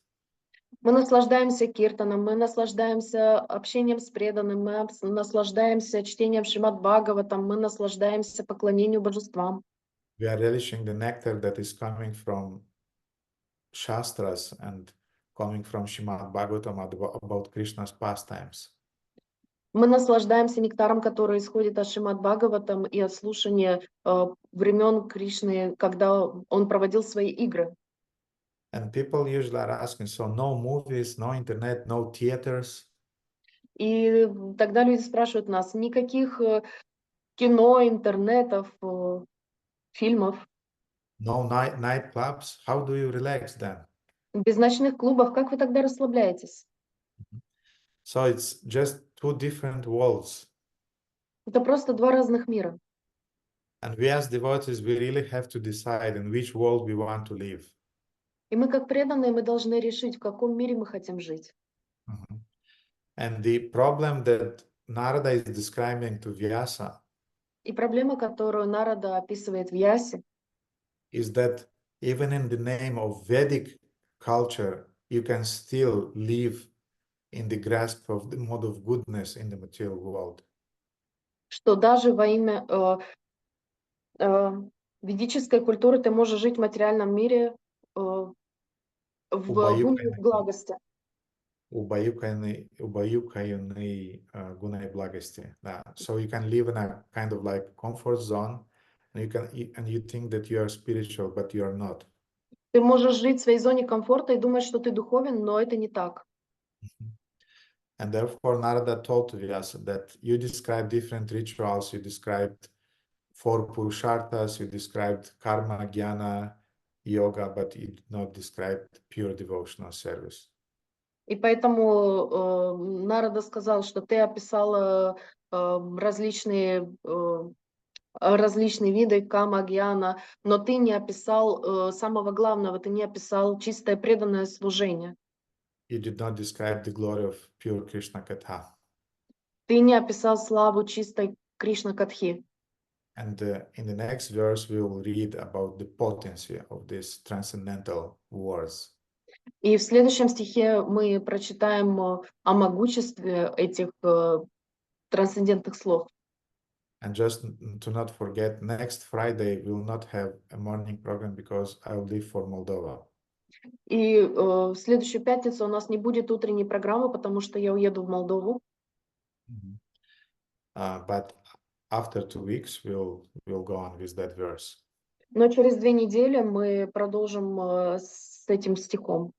So all those discussions that we had today is just to give you understanding about the difference between 2 types of words, 2 types of information that we are absorbing or consuming. И все сегодняшние обсуждения были даны вам для того, чтобы мы поняли 2 типа слов, которые мы потребляем, слушаем, внимаем.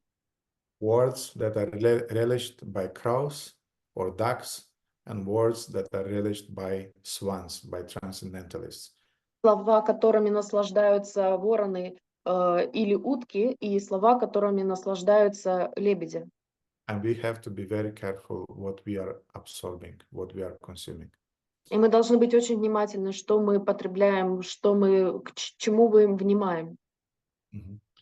Okay, dear devotees, do you have any questions regarding those that we described today? Дорогие преданные, есть ли у вас вопросы по теме, которую мы сегодня обсудили?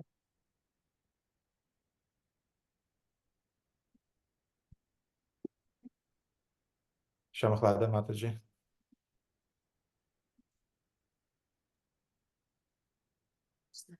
Я начну вопрос на английском, на русском, потому что, честно, не знаю, как перевести на английский ваше, может быть, вы знаете.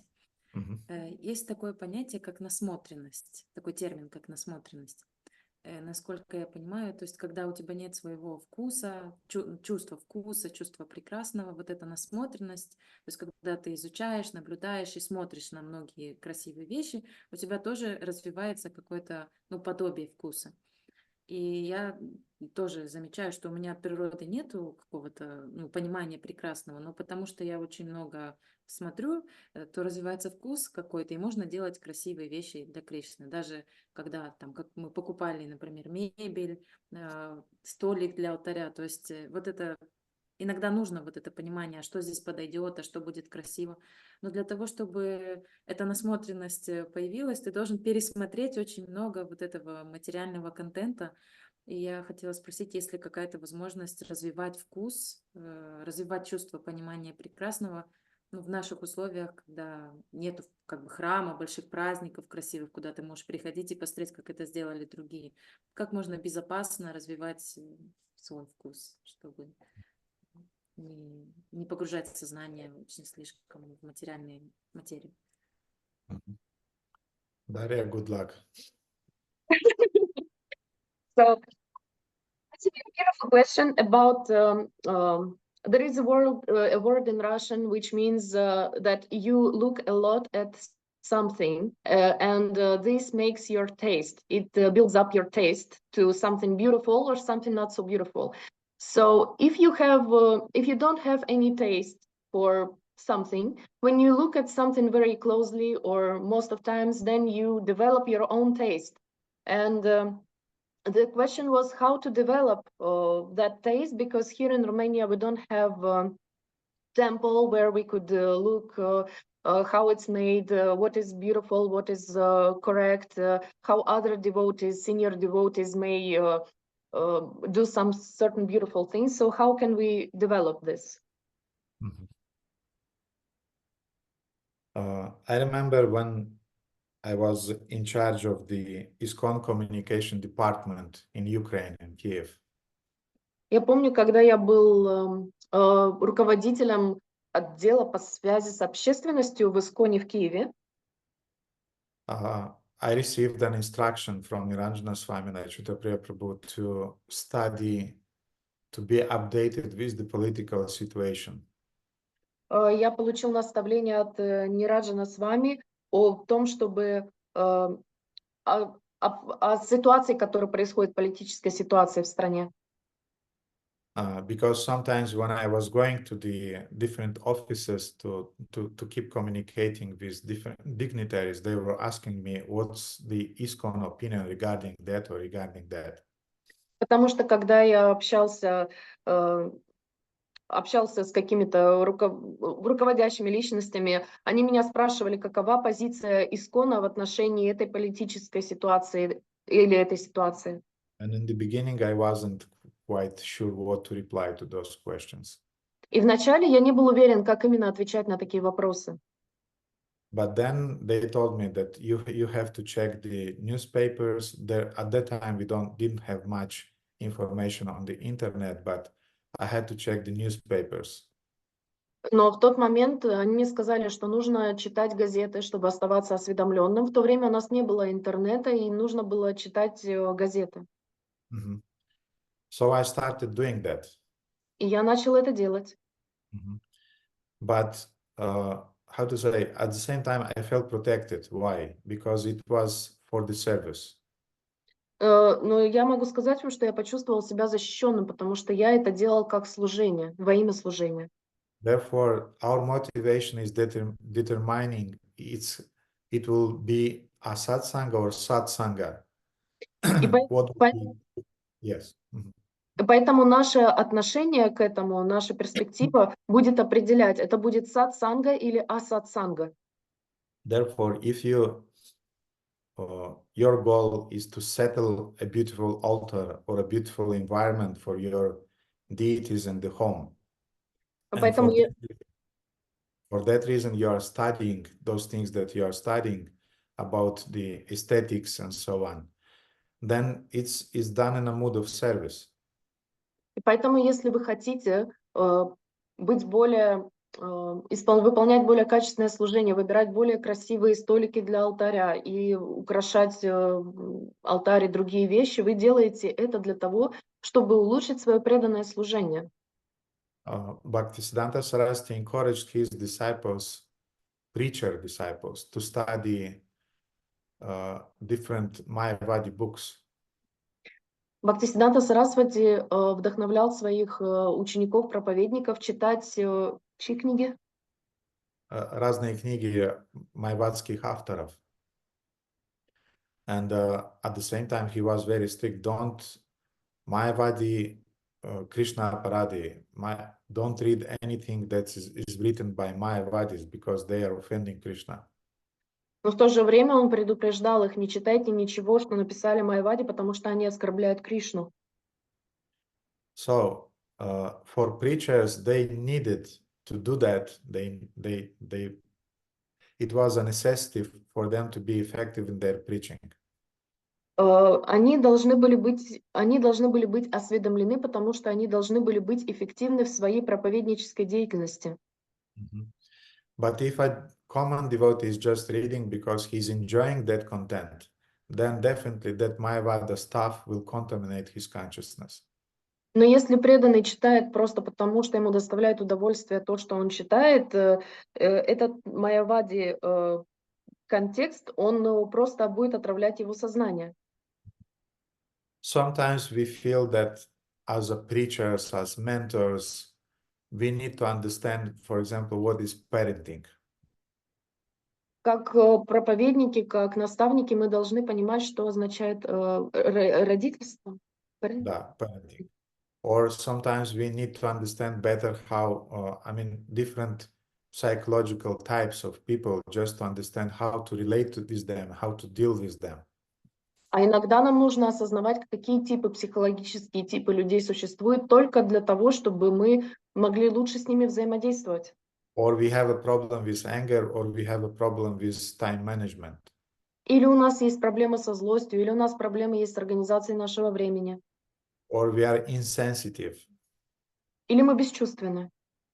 And then we have to study those things in order to deal with anger management, with time management, or with insensitivity. И поэтому мы должны учиться работать со злостью, с организацией собственного времени, с бесчувственностью своей. And we'll have to study a lot of stuff, a lot of literature regarding those topics. И мы должны будем изучить множество литературы по этой теме. And since the cause is noble, the cause is to get rid of some obstacles in devotional life, the motivation, since the motivation is pure, will be protected. И потому что целью является чистое преданное служение, мы будем защищены. Like devotees from Bhaktivedanta Institute, they had to read a lot of Darwinist literature. Например, ученики из института Бхактивиданты, они должны изучать много дарвинистской литературы. Again, why are they doing this? They should to defeat Darwin. Почему они это делают? Они должны сражаться с Дарвином. So in the same way, if we feel that our aesthetic taste is not so developed, И также, если мы чувствуем, что наш эстетический вкус недостаточно развит, and we need to work on it, и мы должны над ним работать, in order to serve the deities in a better way or to serve the community in a better way, для того, чтобы служить божествам лучше, или для того, чтобы служить общине лучше, then by keeping a proper balance, тогда, сохраняя подходящий баланс, and studying these stuffs, will be protected, will not be contaminated. и изучая подходящую литературу, мы будем защищены, мы не будем заражены, осквернены. Because we'll remain vigilant. Потому что мы будем оставаться настороже, будем настороже. When usually the contamination is taking place in our minds? Когда обычно оскверняется наш ум? When the vigilance is switched off. Когда настороженность пропадает. When we are relaxed. Когда мы расслаблены. And you know this state of your minds when you are watching a movie. И вы знаете это состояние ума, когда вы смотрите кинофильмы. Or you know the state of your mind when you are doing scroll in the internet, on the internet. Или вы знаете, какое у вас состояние ума, когда вы листаете в социальных сетях что-то. Your intellect is switched off. У вас интеллект отключен просто. Only your mind, your ego, and your senses are activated. Только ваши чувства, ваш ум и ваше эго активированы. This is the most vulnerable state of consciousness that we can be. это самое уязвимое состояние нашего сознания, в котором мы только можем находиться. And the contamination of a satsanga is happening right at that time. И именно в тот момент происходит ат-сатсанга или осквернение. I'll give you an extreme example. Я дам вам экстремальный пример. You know that sometimes in the 70s, the most amount of books in Amsterdam were distributed in the red light district. Вы знаете, что в 70-х годах чаще всего книги в Амстердаме распространялись на улице красных фонарей. I mean, devotees obviously were going there distributing books. Я имею в виду, что преданные туда шли именно для того, чтобы распространять книги. And I don't know the details, but a lot of books were distributed there. Я не знаю детали, но там было распространено очень много книг. And we can imagine that devotees weren't going there and looking around, and doing the things that usual karmi, lusty men are doing there. Вы можете себе представить, что преданные не ходили там, крутя головой во все стороны, как обычно делают обыкновенные кармические люди, которые пришли туда со своей похотью. They remained vigilant. Они оставались настороже, они оставались бодрствующими. Therefore, when devotees are studying music, Поэтому, когда преданные стадин изучают музыку, when devotees are studying literature, for example, Hridayananda Maharaj, he's studying a lot of literatures just to know the skills, how to write and how to present things in a scientific way. когда изучают преданную литературу, например, Хридананда изучает много литературы для того, чтобы понимать, как лучше преподавать, как лучше подавать знания, как лучше делать так, чтобы тебя слышали. То есть он очень много уделяет внимания этому вопросу. Mayapur devotees were sent in the villages to study the Bengali cooking. Преданные из Майпура, их посылали в деревни, в бенгальские деревни для того, чтобы они изучили, как правильно готовить. So when you have to study some domains like that in order to improve your service, you remain vigilant. Поэтому, когда вы должны изучить что-то подобное для того, чтобы улучшить свое преданное служение, вы должны оставаться на страже. And then you'll remain protected. И таким образом вы останетесь защищенным. But if you switch off your intelligence and you just hang on, and then you absorb the tamasic and rajasic energy and you contaminate yourself. Но если вы отключаете свой интеллект, у вас просто цепляет эта тамасическая и раджасическая энергия, и вы остаетесь в ней, она вас оскверняет.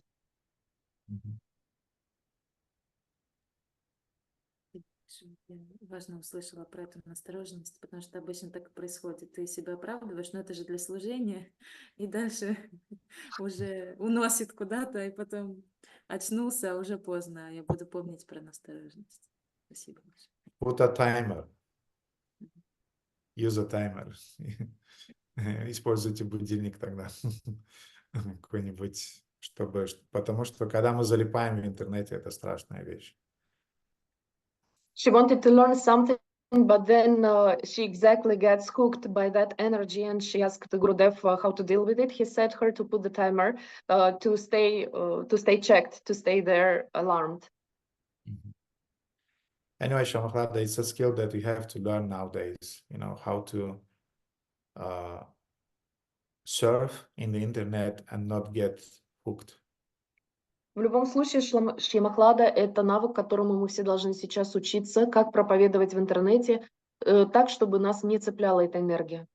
Или как искать в интернете что-то, чтобы не залипать там часами. Потом, как в результате, тебе нужно было 5 минут зайти, прошло потом 3,5 часа.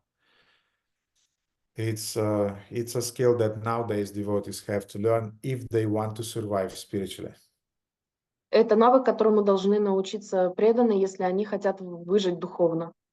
It's good to have a wife in that sense. Хорошо, если у вас жена будет для этого. She's seeing that you got hooked. Она видит, что у вас что-то зацепило. And she's just switching off the Wi-Fi. Она просто выключает Wi-Fi. And then you got a hint. И вы понимаете намек. Yes, and husbands and wives, we should protect each other in that sense. Да, жены и мужья, мы должны защищать друг друга в этом смысле. Because this is the digital cocaine of nowadays. Потому что это цифровой кокаин в настоящее время. And everybody is on it. И все на нем сидят. And I heard many senior devotees talking that it's maybe the fifth regulative principle for devotees should be no social media. И это я говорил с преданными, что это должен быть пятый регулирующий принцип для преданных, чтобы у них не было социальных сетей. Это не то, что я говорю, но многие старшие преданные говорят, что хорошо было бы внести сейчас пятый регулирующий принцип относительно социальных сетей или относительно интернета и так далее, потому что это страшная вещь сейчас происходит. Statistics are very, very, I mean, it's amazing. It's just horrible what's happening. Статистика сейчас, она просто удручающая, что происходит в настоящее время. And if before I was asking devotees, why are you not chanting your rounds? And the reply was, because I have to take care about my younger sister, or I have a baby, or my husband is sick. В прошлые времена я спрашивала, почему ты не читал свои круги, и ответом мне было, что я должен был посидеть со своей младшей сестренкой, я должен был позаботиться о своей жене или муже, у меня ребенок есть маленький и так далее. Nowadays, I just don't have time. Why don't you have time? А сейчас у меня нет времени. А почему у тебя нет времени? You don't have a husband, you don't have a kid, you even don't have a job. У тебя нет ребенка, у тебя нет мужа, жены, у тебя даже работы нет. Simple, because I spend my time on Instagram and on watching soap operas, soap movies. This, what do you call them in English? I don't know, but in Russian it's сериалы. Потому что ты смотришь, пролистываешь новости в Инстаграме, на Фейсбуке, и ты смотришь сериалы. So it's a skill to be developed, very important for each disciple, each devotee. Это очень важный навык, который должны выработать себе ученики и преданные. To be able to spend just, if you accorded 20 minutes or 30 minutes, is 30 minutes for that. That's it. Для того, нужно просто уделять этому определенное количество времени. 20 минут, 30 минут и все. Okay. Thank you, Shamahada, for the important question. Аруна Говинда Прабhu или Аня, кто-то из вас, вы подняли руки? Харе Кришна, Рада Говинда Прабhu, пожалуйста, примите мои поклоны. Вся слава Шриле Прабхупаде. Во-первых, хочу вас поблагодарить, то, что вы мне разрешили присутствовать в вашей группе. И ваша ровная тилока всегда прям вдохновляет. Так очень аккуратно и красиво ставите. Прям смотрю и всегда восхищаюсь вами. Знаете, вопрос... что ходят легенды про это, знаете? Нет. Can you translate, Darya? He thanked Gurudev that he joined our group and also said that his tilaka is always straight and very correctly made, and it's very inspiring. For me as well, by the way. And once a devotee came at one festival. Однажды преданный пришел на фестиваль. And he asked me, Prabhu, what kind of brush are you using for painting your tilak? И он спросил, какой тип кисточки ты используешь для того, чтобы нарисовать свою тилаку? And I said, yes, I was a painter, I was a designer before, but I'm not painting my tilak. Да, я был раньше художником, дизайнером, но свою тилаку я не рисую. I'm putting it also with the fingers. Я тоже ее пальцами наношу. Anyway, it's just a joke. Side effect joke, but yes, it's for real. I'm using my fingers to put tilak. It's it's for real. А это просто побочная шутка, но на самом деле я использую свои пальцы для того, чтобы нарисовать тилаку. But Prabhupada and Bhaktisiddhanta Saraswati said, Nit Tilak means sattvic consciousness. Но Шрила Прабхупада и Бхактисиданта Сарасвати говорили, что опрятная тилака – это подходящее сознание, умонастроение. Sattvическое. Мгм. If your tilaka is smeared all over your face, it means you are not attentive. А если у вас тилака размазана по всему лбу, это значит, что вы невнимательны. So at least with the tilaka, I'm able to do at least something sattvic. Поэтому благодаря тилаке я могу сделать хотя бы что-то саттвическое. По крайней мере, на уровне тилаки я могу какую-то саттвагуну практиковать. Окей. Аруна Говинда Прабху, какой у вас вопрос? А вопрос заключается, вот способность вот это слушать, это гуна-карма или ее можно развить? The ability to listen, is it a guna karma or you can develop it? Shidam, can you find please the verse Shushrusha Shraddha Dhanasya Vasudeva Katharuchi? Tell me the number of that verse. 1.5.16, по-моему. Ага, 1.5.16. 1.2.16. 1.2.16. There is a verse in this regard in Srimad Bhagavatam. Есть стих в Шримад Бхагаватам относительно этого. I'm trying to find it, just a second. Пытаюсь ее найти, одну минуточку. Один, какой ты сказал, 5? Не-не, я перепутал. 1.2.16. 1.2.16. 1.2.16. Yes, that's the verse. Дарья, можете его найти тоже на русском? 1.2.16, Шримад Бхагаватам. Сейчас найду.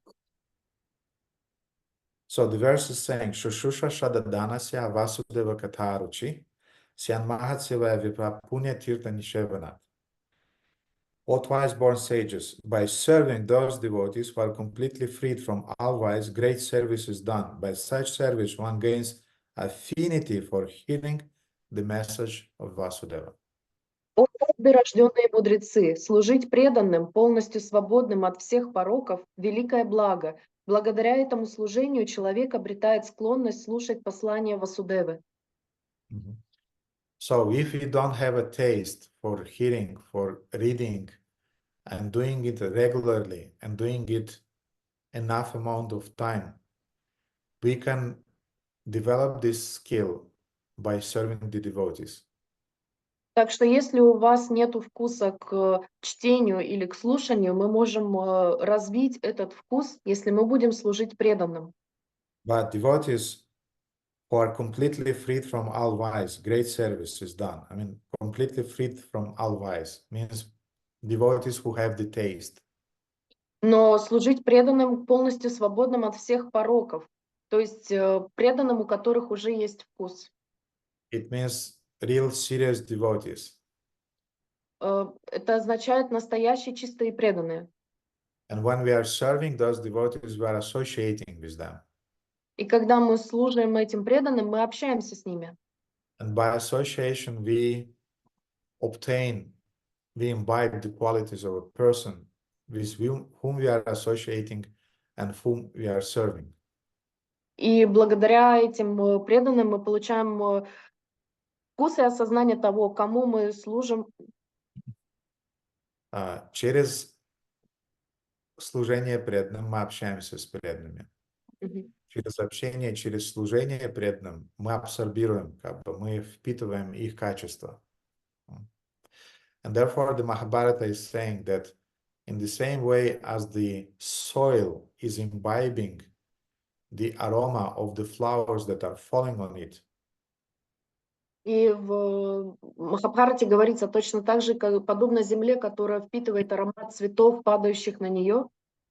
In the same way as a piece of matter is absorbing the water that is falling on it.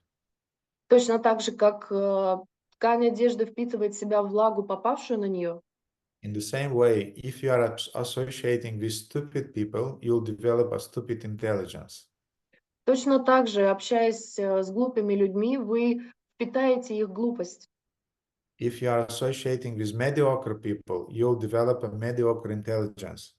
Если вы будете общаться с посредственными людьми, вы впитаете их посредственность. And if you are associating with highly advanced spiritual people, you'll develop a spiritual intelligence. И если вы будете общаться с высокоинтеллектуальными людьми, вы впитаете их интеллект. And associating means serving. А общение означает служение. So this is a direct reply to your question that is given right in the Srimad Bhagavatam. То есть это прямой ответ на твой вопрос, который дан в Шримад Бхагаватам. By serving the devotees, we develop a taste for hearing. Служа преданным, мы обретаем вкус к чтению.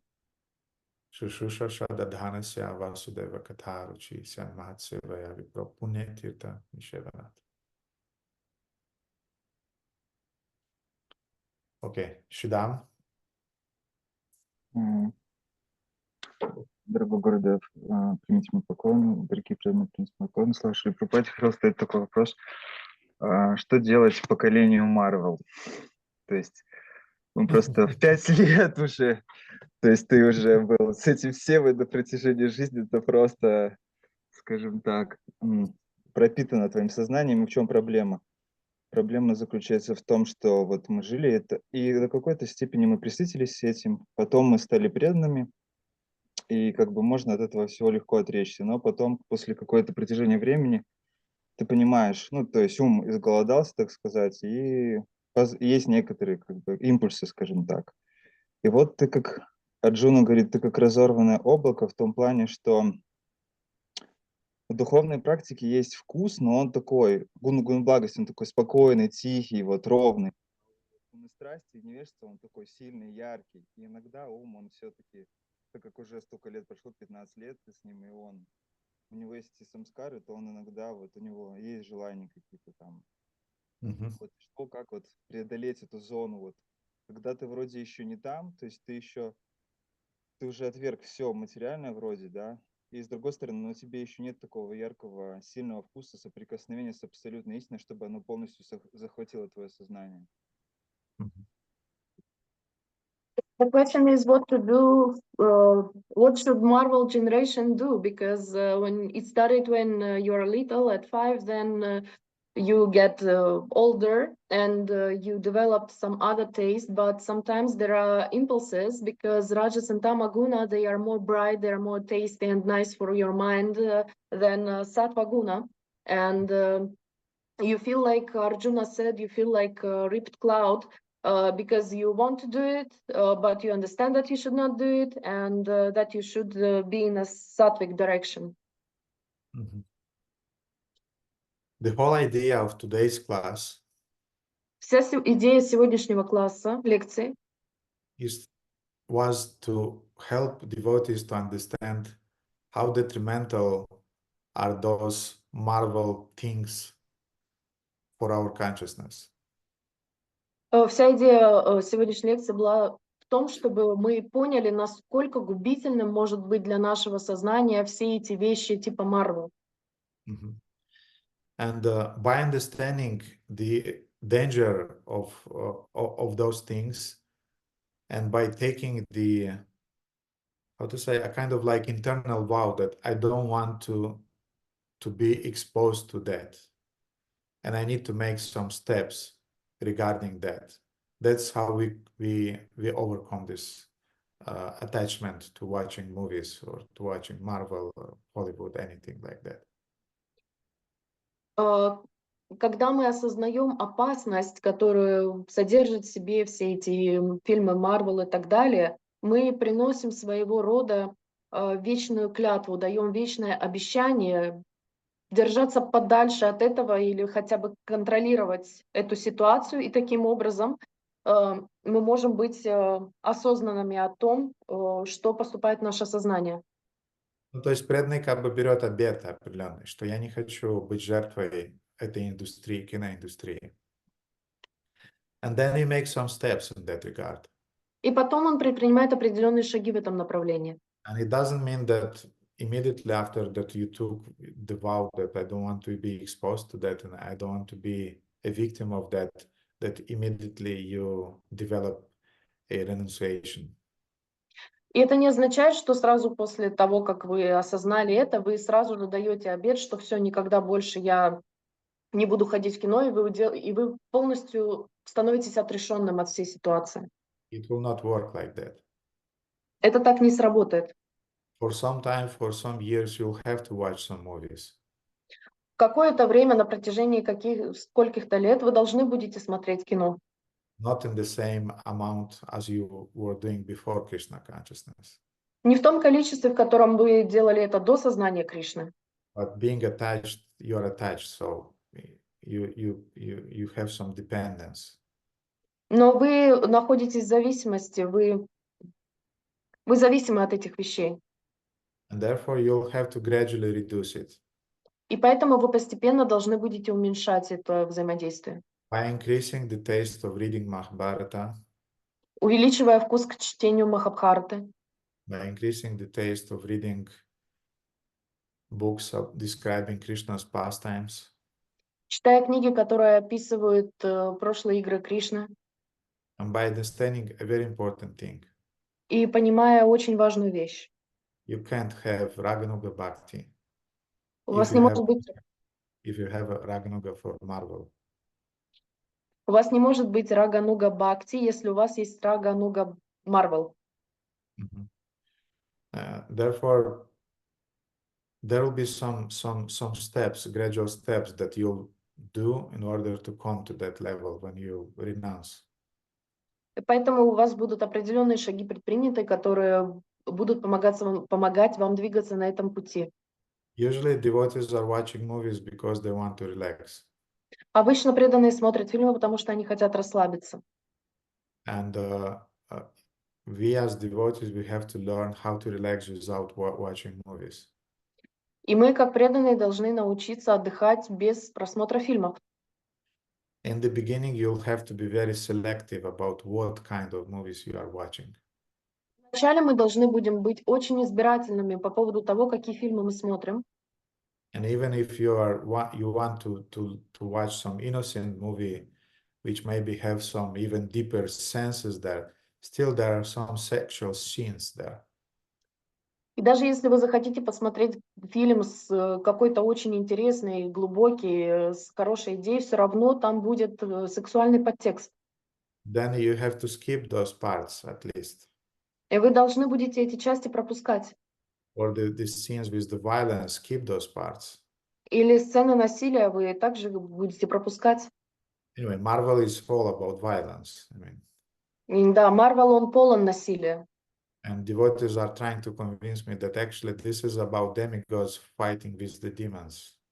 И преданные пытаются меня убедить, что на самом деле это о полубогах, которые сражаются с демонами. You will not convince me. It's about violence. That's it. Вы меня не убедите, это про насилие, точка. So therefore, for a beginner devotee, I mean, who is not so experienced, he'll have to reduce the amount of time watching those things. И поэтому начинающий преданный, он должен будет уменьшить время, которое он смотрит эти фильмы. He'll have to be very, very discretive regarding what you are watching. Вы должны будете быть очень-очень избирательными в том, что вы смотрите. Keep those scenes that are obviously tamasic. Пропускать эти сцены, которые действительно тамасичные. And meanwhile, develop a taste for kirtan, develop a taste for prayers, a taste for deep Krishna Katha. И параллельно развивать вкус к святому имени, к киртанам, к настоящей Кришна-катхе. So it will take some years. Это займет у вас несколько лет. But you have to fight for that, Shidam. Otherwise, at the end of life, you'll remember some Marvel heroes and not the associates of Radha and Krishna in Goloka Vrindavan. Но мы должны бороться за это, Шридама, потому что в конце жизни мы вспомним только героев из Марвела вместо Кришны. или его спутников. So do it gradually. Делай это постепенно.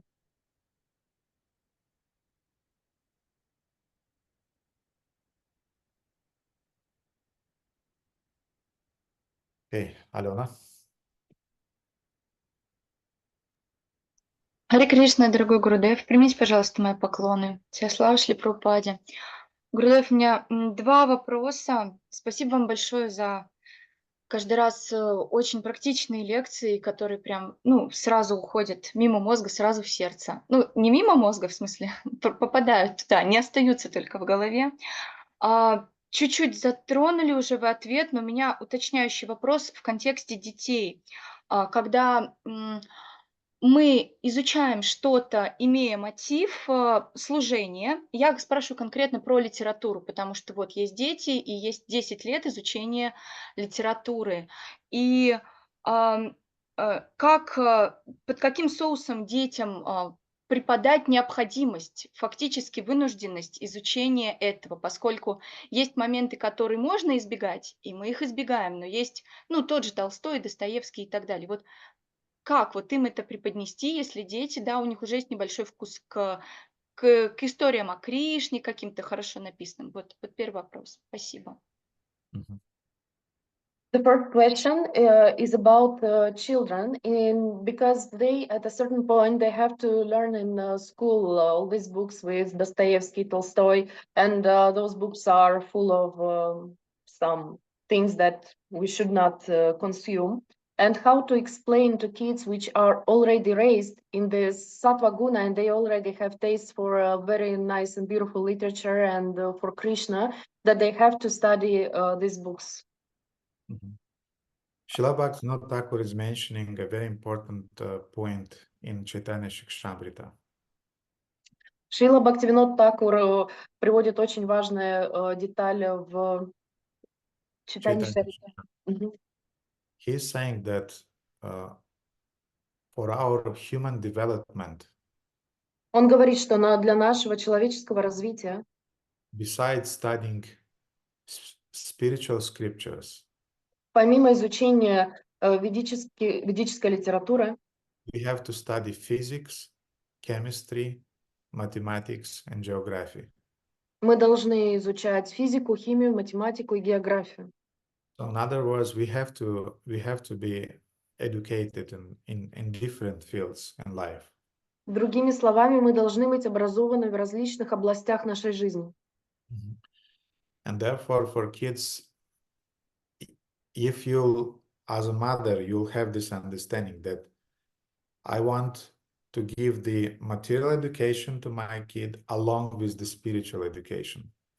И поэтому ты, как мать, должна будешь понимать, что я хочу дать своему ребенку вместе с духовным образованием материальное образование.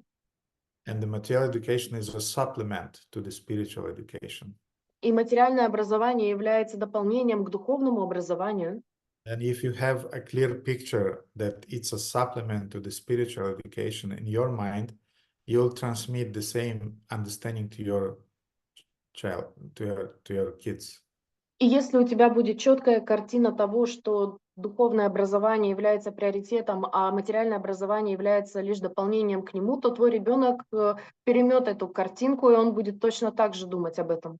This is my understanding about that question. Это мое понимание этого вопроса.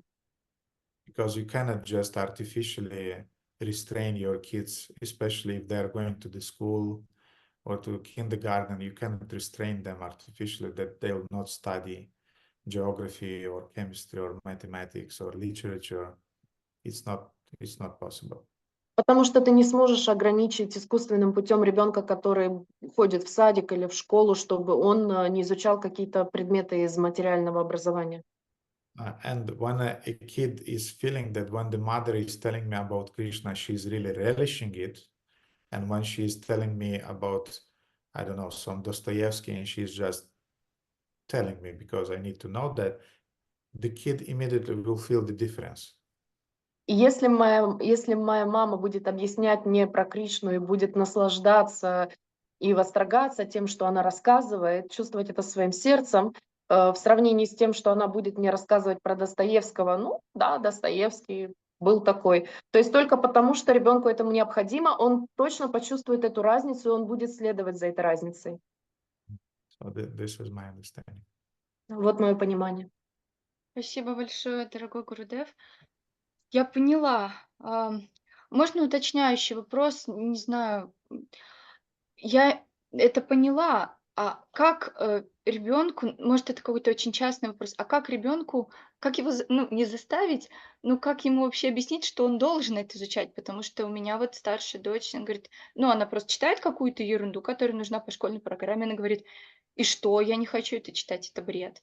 А ей нужно быть образованной, хотя бы 11 классов закончить. И как вот я могу объяснить ей только, я говорю, ты должна быть образована, чтобы потом, ну, перейти на духовную платформу. Это единственное, что я могу сказать, но это какое-то абстрактное объяснение. Может быть, есть какое-то более точное объяснение, почему же она все-таки должна... Я конкретно сейчас именно про литературу спрашиваю, потому что все остальное я могу как-то объяснить, что мы должны изучать, как устроен этот мир. Может быть, вы подскажете? She wanted a little bit detailed question about that. The problem is in literature, and she has a daughter which is in 10th grade, and she doesn't want to. She actually has taste for Sattvic literature. She actually doesn't want to read all that things that books that in school are advised, and she says that it's nonsense, and I don't understand why I have to learn all this. They don't have problems with precise science, only with literature, and she's asking advice from Gurudev how to explain that she have to, but it's important to do that at least till she finishes the school. It's a hard thing to do. Это сложная задача. First of all, keep telling her constantly about the importance of education. Постоянно продолжай ей говорить о необходимости образования. Use different words, different examples, but go on telling her that this is important.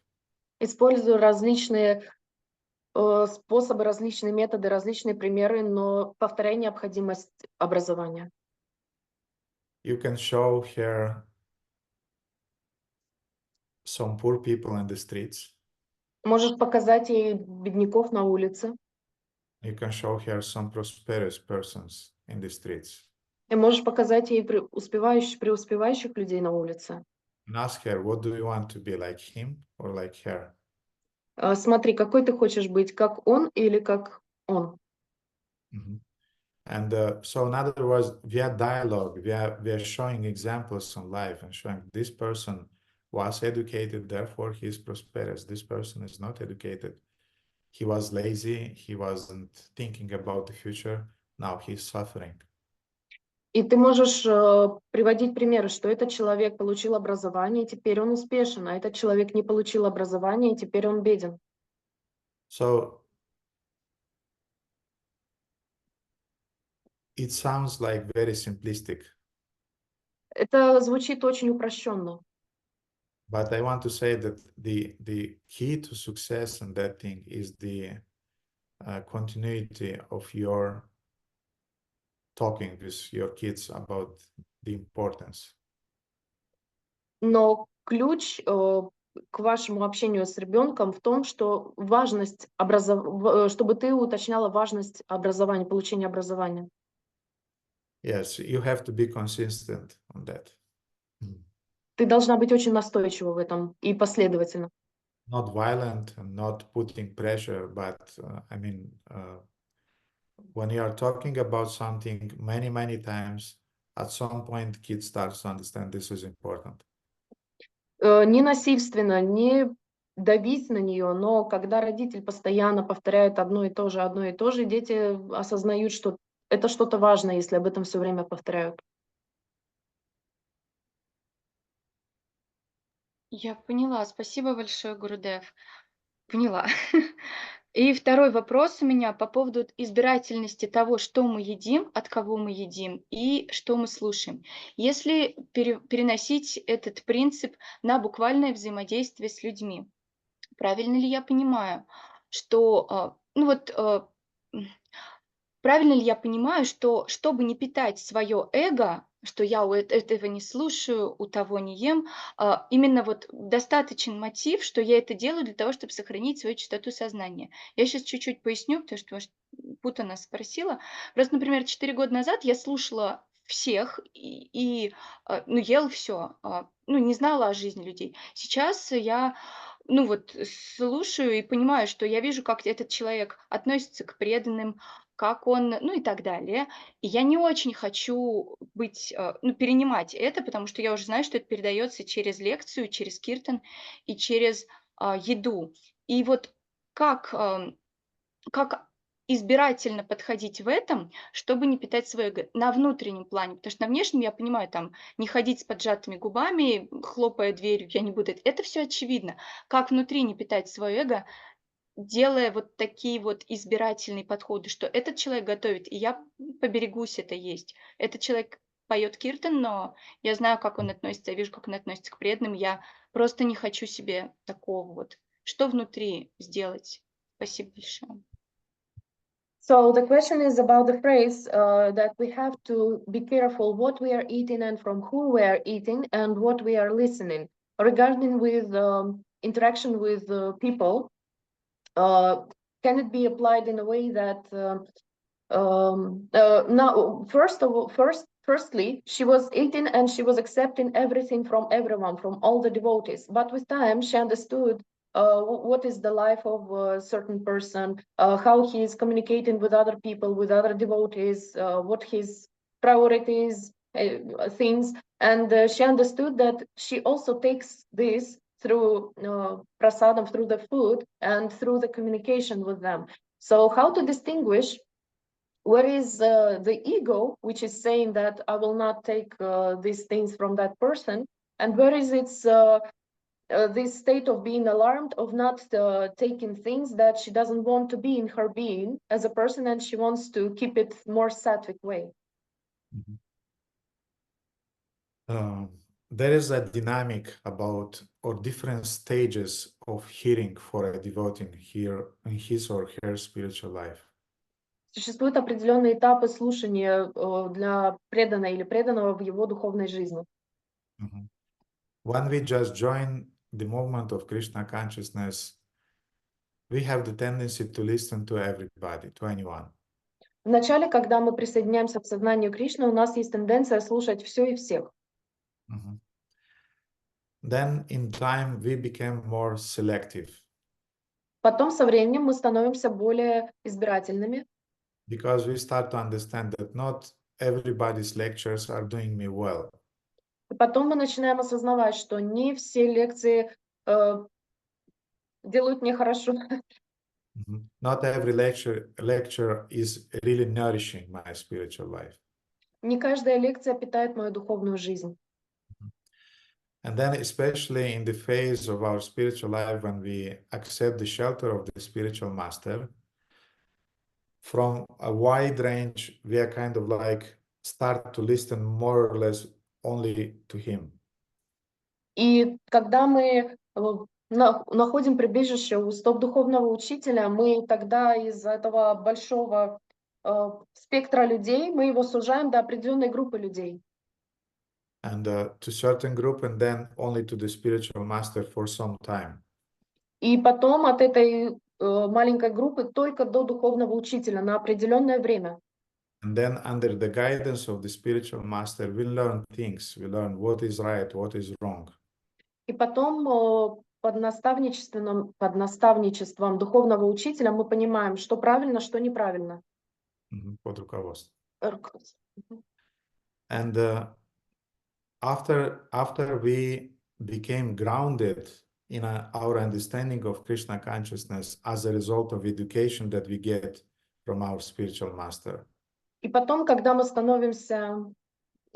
получаем фундамент определенного образования, которое мы получили от своего духовного учителя касательно сознания Кришны, our range of speakers that we are listening to again becomes wider and wider and wider. Спектр людей, которых мы слушаем, чьи лекции мы слушаем, становится все шире, шире и шире. But this time we already have some intelligence to to select. We have a filter in our consciousness which help us to be vigilant and to accept the right things and to reject the things that are questionable. Но в этот раз у нас есть больше интеллекта, у нас в сознании стоит определенный фильтр, который помогает нам различать очень точно и быть все время быть настороже, какие вещи принесут нам благо, какие нет. For example, in my playlist, I have a preacher who is a brilliant preacher. I like his classes. Например, у меня в плейлисте есть проповедник, я очень люблю его лекции, он потрясающий проповедник. But I completely disagree with him when the question comes from where Jiva came to the material world. Но я полностью не согласен с ним в вопросе, почему Джива пришла в материальный мир. Therefore, when he is touching this subject in his classes, Поэтому, когда он затрагивает эту тему в своих лекциях, I'm vigilant. я очень насторожен, внимателен. And I'm listening his arguments. Я выслушаю его доводы, But I'm not absorbing them. но я их не воспринимаю. But when he's talking about other things, I really absorb it because they're useful. А когда он говорит о других вещах, я действительно воспринимаю их, потому что они полезны. And why do I have this filter in my consciousness? И я это делаю, потому что у меня есть фильтр в моем сознании. This filter was created by the education that Srila Shivaram Swami Maharaj gave me. И этот фильтр был создан благодаря образованию, которое мне дал Шрила Шиварам Махарадж. He told me exactly what's happening regarding this specific question of the jiva. Он в точности мне объяснил, что происходит, когда приходит джива. Therefore, I perceive this subject by the eyes that were created by my spiritual master. И поэтому я смотрю на этот вопрос глазами, которые мне создал мой духовный учитель. Therefore, again, the dynamic is the following. In the beginning is a very wide range of different preachers that we are listening to. Поэтому еще раз, вначале есть огромный спектр проповедников, которых мы слушаем. Then the range becomes very, very narrow. Потом спектр становится очень-очень узким. Then for some years, in my case, it was about 5-6 years, I was listening only the lectures of my guru. И потом на определенный промежуток времени, в моем случае это было около 5-6 лет, когда я слушал лекции только своего гуру. It doesn't mean that I wasn't sitting at the classes, Srimad Bhagavatam classes in the temple. Это не означает, что я не сидел на лекциях Шримад Бхагаватам в своем храме. It doesn't mean that I was a kind of like looking down upon other devotees and other spiritual masters. Это не означает, что я смотрел сверху вниз на преданных, у которых был другой духовный учитель. Actually, that too, I had this problem a little bit. На самом деле, да, немножко у меня была такая проблема. And I remember I once even, I had the audacity to put a kind of like challenging question to Niranjana Swami in that period of time. И я помню, что я даже поставил перед Нираджаной с вами провокационный вопрос в то время. He immediately understood what's it about, in what state of consciousness I am. И он немедленно понял, он сразу понял, в каком состоянии сознания я нахожусь. Because my question was the following. Потому что мой вопрос был следующий. Isn't it that our preachers should be a little bit more philosophical in their presentations? Правда ли, что наши проповедники должны быть более философскими в своих рассуждениях и проповедях? And Maharaj smashed me. Махарадж меня уничтожил. But he did it with a smile. Но он сделал это с улыбкой. And I still remember the essence of his reply. И я все еще помню суть его ответа. That we came here not for philosophy, we came here for bhakti. Что мы пришли сюда не за философией, мы пришли сюда для бхакти. And we need philosophy to develop bhakti. И нам нужна философия для того, чтобы развить бхакти. But philosophy is not the goal in itself. Но философия не является целью сама по себе. But at that period, I was very fanatical. I was listening only to the philosophical classes of my guru, and I didn't want to listen to anything else. Но в то время я был очень каким? Fanaticism. Фанатичным, и я слушал только лекции своего духовного учителя. And then some years passed, И потом несколько лет прошло, and then my range of listening started to become wider because I felt that there are some other preachers who are saying the same things that my guru is saying, but a little bit from another perspective, but it's in the same line. А через какое-то время я начал слушать других лекторов, потому что я понял, что они говорят на те же темы, что говорит мой духовный учитель, но они немножко с другой перспективы, с другой точки зрения рассматривают вопрос, но тем не менее они находятся в тех же рамках обсуждения, в которых находится мой духовный учитель. And then more years passed. И потом еще несколько лет прошло. And I started to listen to different devotees. Я стал слушать различных преданных with a very selective approach. С очень избирательным образом. That yes, this part I accept, this part, well, it's not quite what my guru is saying. Эту часть я принимаю, воспринимаю, а вот здесь это не совсем то, чему меня учил мой гуру. But I'm not judging them. Но я их не осуждаю. Because I understand that different Vaishnavas can have different perspectives in their understanding of some subject. Потому что на различные темы у различных людей будут различные мнения. And it's just enriching your understanding. Это просто углубит, обогатит ваши собственные знания. But I prefer to perceive things in the frame of the teachings of my guru. Но я предпочитаю воспринимать учение с точки зрения моего гуру. So this what should happen, Alena, with you also. Вот что должно произойти с тобой тоже, Алена. You have the right to be selective, and you have the right to be mindful to whom you are listening, what you accept, what you not accept. But don't do it in a aggressive way. Ты должна быть избирательной, и ты должна быть осознанной в том, кого и что ты слушаешь, но ты не должна быть агрессивной.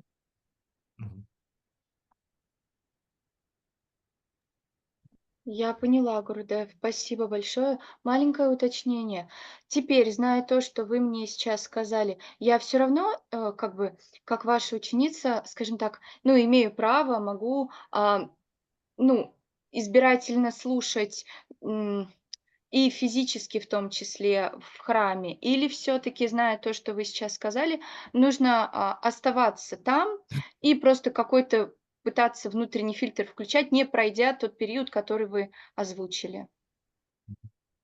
So can she, after this clarification, can she stay at the temple and she can remain and listening to those people, but she needs to switch on that filter which Gurudev was talking about, just to have discernment for certain information?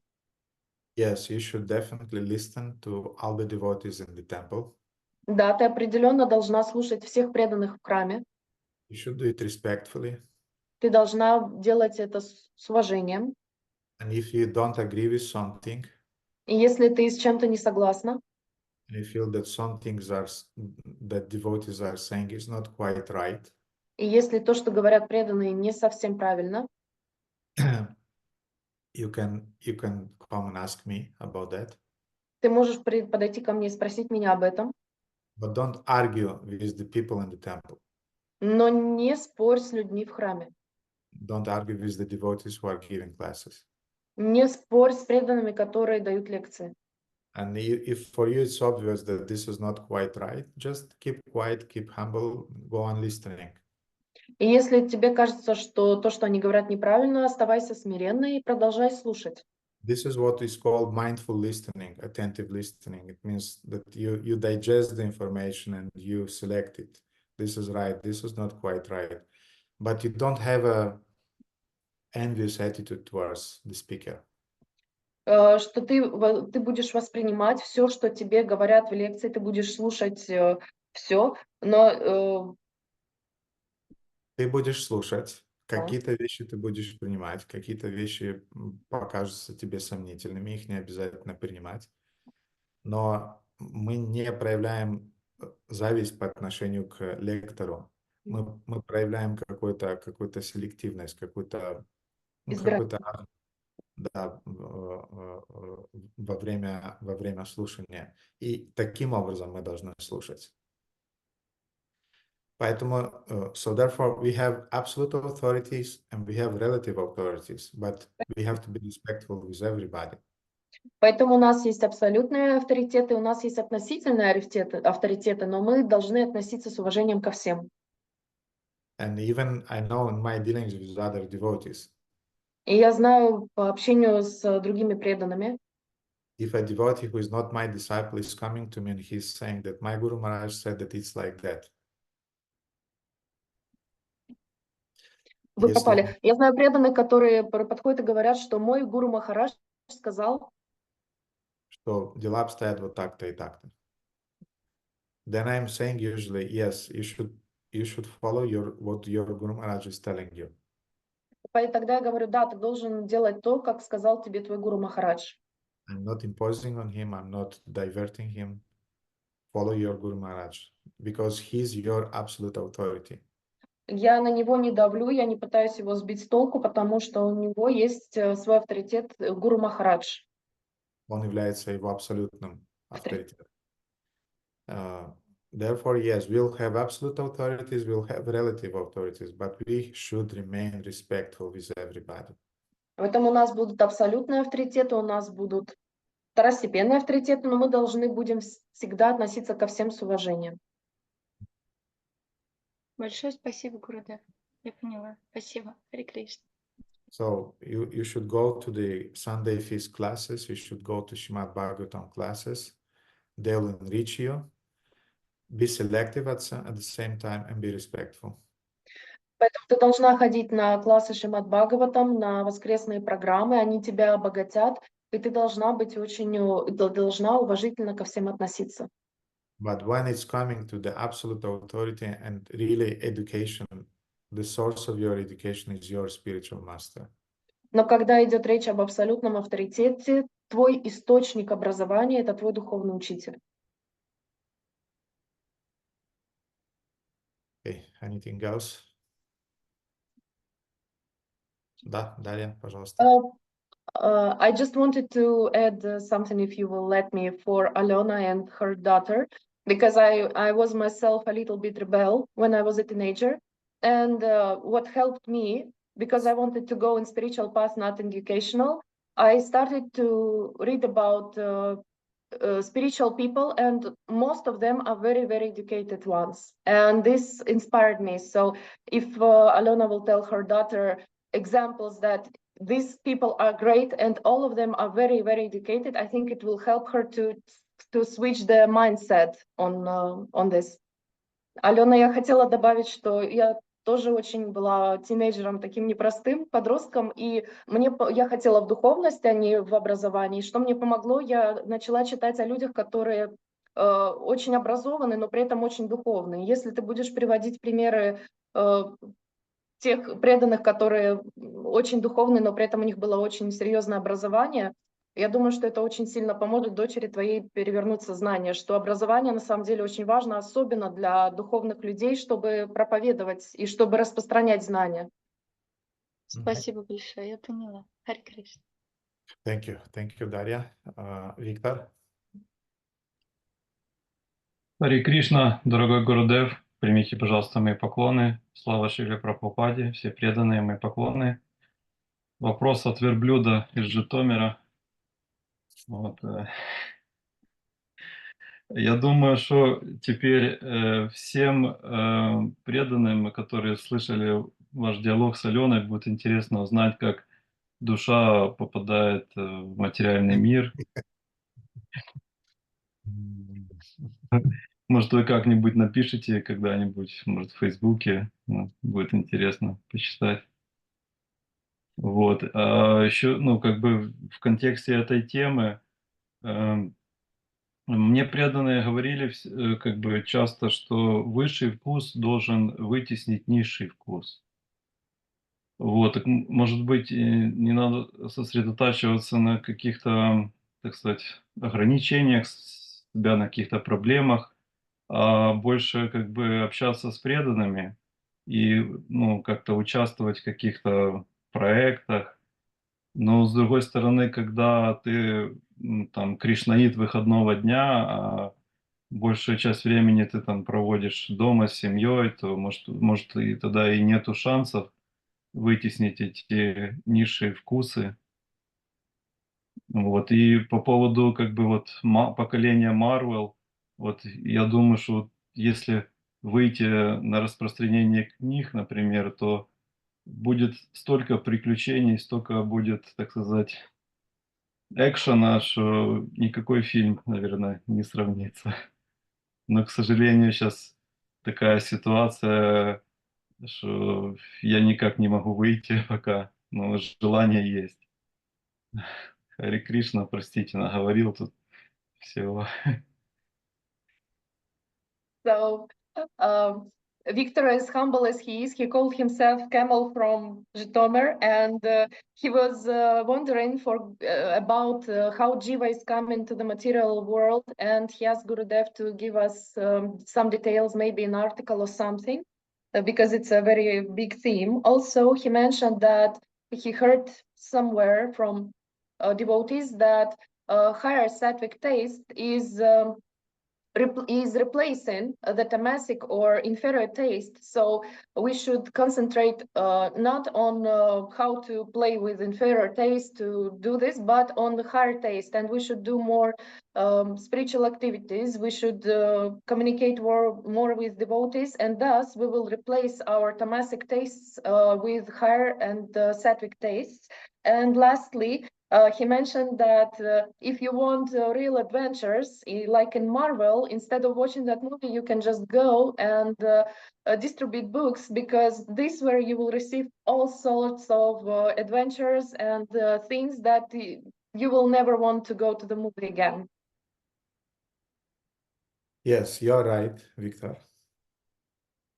Да, Виктор, ты прав. But we have a problem. Но у нас есть проблема. Devotees sometimes they're getting tired. Преданные иногда они устают.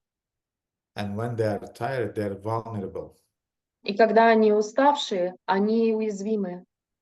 And exactly at those times, they want to watch movies when they are tired. И именно тогда, в те времена, когда они очень сильно устают, они хотят смотреть фильмы. They are doing book distributions, they are doing different services, they are really trying their best to develop this higher taste. Они очень много стараются, трудятся, у них очень много служения, они распространяют книги, и у них есть вкус, этот саттвический высший вкус. Они работают над тем, чтобы развить высший вкус. But they are vulnerable still at the time when they are tired. Но тем не менее они остаются уязвимыми в те времена, когда они уставшие. And psychologically they want just to, to deconnect. И они хотят психологически отсоединиться, отключиться. And they're doing the thing that they used to do in their karmic life. И они делают для этого, для расслабления вещи, которые они привыкли делать в своей кармической жизни. What is the best way to deconnect with the reality? Какой лучший способ отключиться от реальности? You connect with an illusory reality, with the Marvel. Вы соединяетесь или подключаетесь к иллюзорной реальности или к Марвел. And it will take some time, some good years to develop this skill that when you are vulnerable, when you are tired, to take rest in a sattvic way. И поэтому это займет какое-то время, несколько таких хороших лет для того, чтобы научиться отключаться от жестокой реальности саттвическим образом. It can be either some walks. Это могут быть прогулки, going to the mountains, походы в горы, good reading, хорошее чтение. and so on. So every devotee will have to work out and to find his own or her way to deconnect, but and to get this psychological relaxation without watching movies. Каждый преданный должен будет раскрыть в себе свои собственные сатвические способы отключения от этой реальности, и это займет какое-то время. Because yeah, we can talk about higher taste, and on the philosophical level, this is quite clear. Everything is clear. И да, на философском уровне это отключение сатвическое, оно может звучать очень ясно. But the statistics is that 90% of devotees in ISKCON, they are watching movies. So let's be realistic about that. Но статистика такова, 90% преданных в ИСККОН смотрят фильмы, поэтому давайте будем честными по этому поводу. You cannot avoid this problem. This is a problem.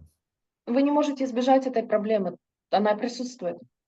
You can blame devotees and they'll just feel bad, but they'll hide and still will do that. Вы можете обвинять преданных, но тогда они будут просто прятаться и продолжать это делать. С чувством вины. Or you can develop some strategy and give some understandings about how step by step gradually to get rid of that habit. Или вы можете дать понимание и способ, как постепенно избавиться от этого. It's like getting rid of drugs or cigarettes. It will require some strategy, step by step strategy. Это точно так же, как избавляться от алкоголизма или наркотической зависимости. Потребуется пошаговое избавление, и это очень тяжело. I know some devotees who, when they came to the temple, they decided, so this is the last day when I smoke a cigarette, then that's it. They never smoke after that. Я знаю преданных, которые после того, как они пришли в ИСККОН, они сказали, это моя последняя сигарета была сегодня, больше я к ней не притронусь. И действительно так и было, они больше никогда не курили. But 99%, unfortunately, they'll have to go through a gradual step by step when they reduce the amount of cigarettes that they're smoking. А 99%, к сожалению, они должны будут пройти через определенные шаги и постепенно отказываться от сигарет, уменьшая их количество. The same things is with the sex life in the marriage. То же самое с сексуальной жизнью в браке. On the philosophical level, everybody understands everything.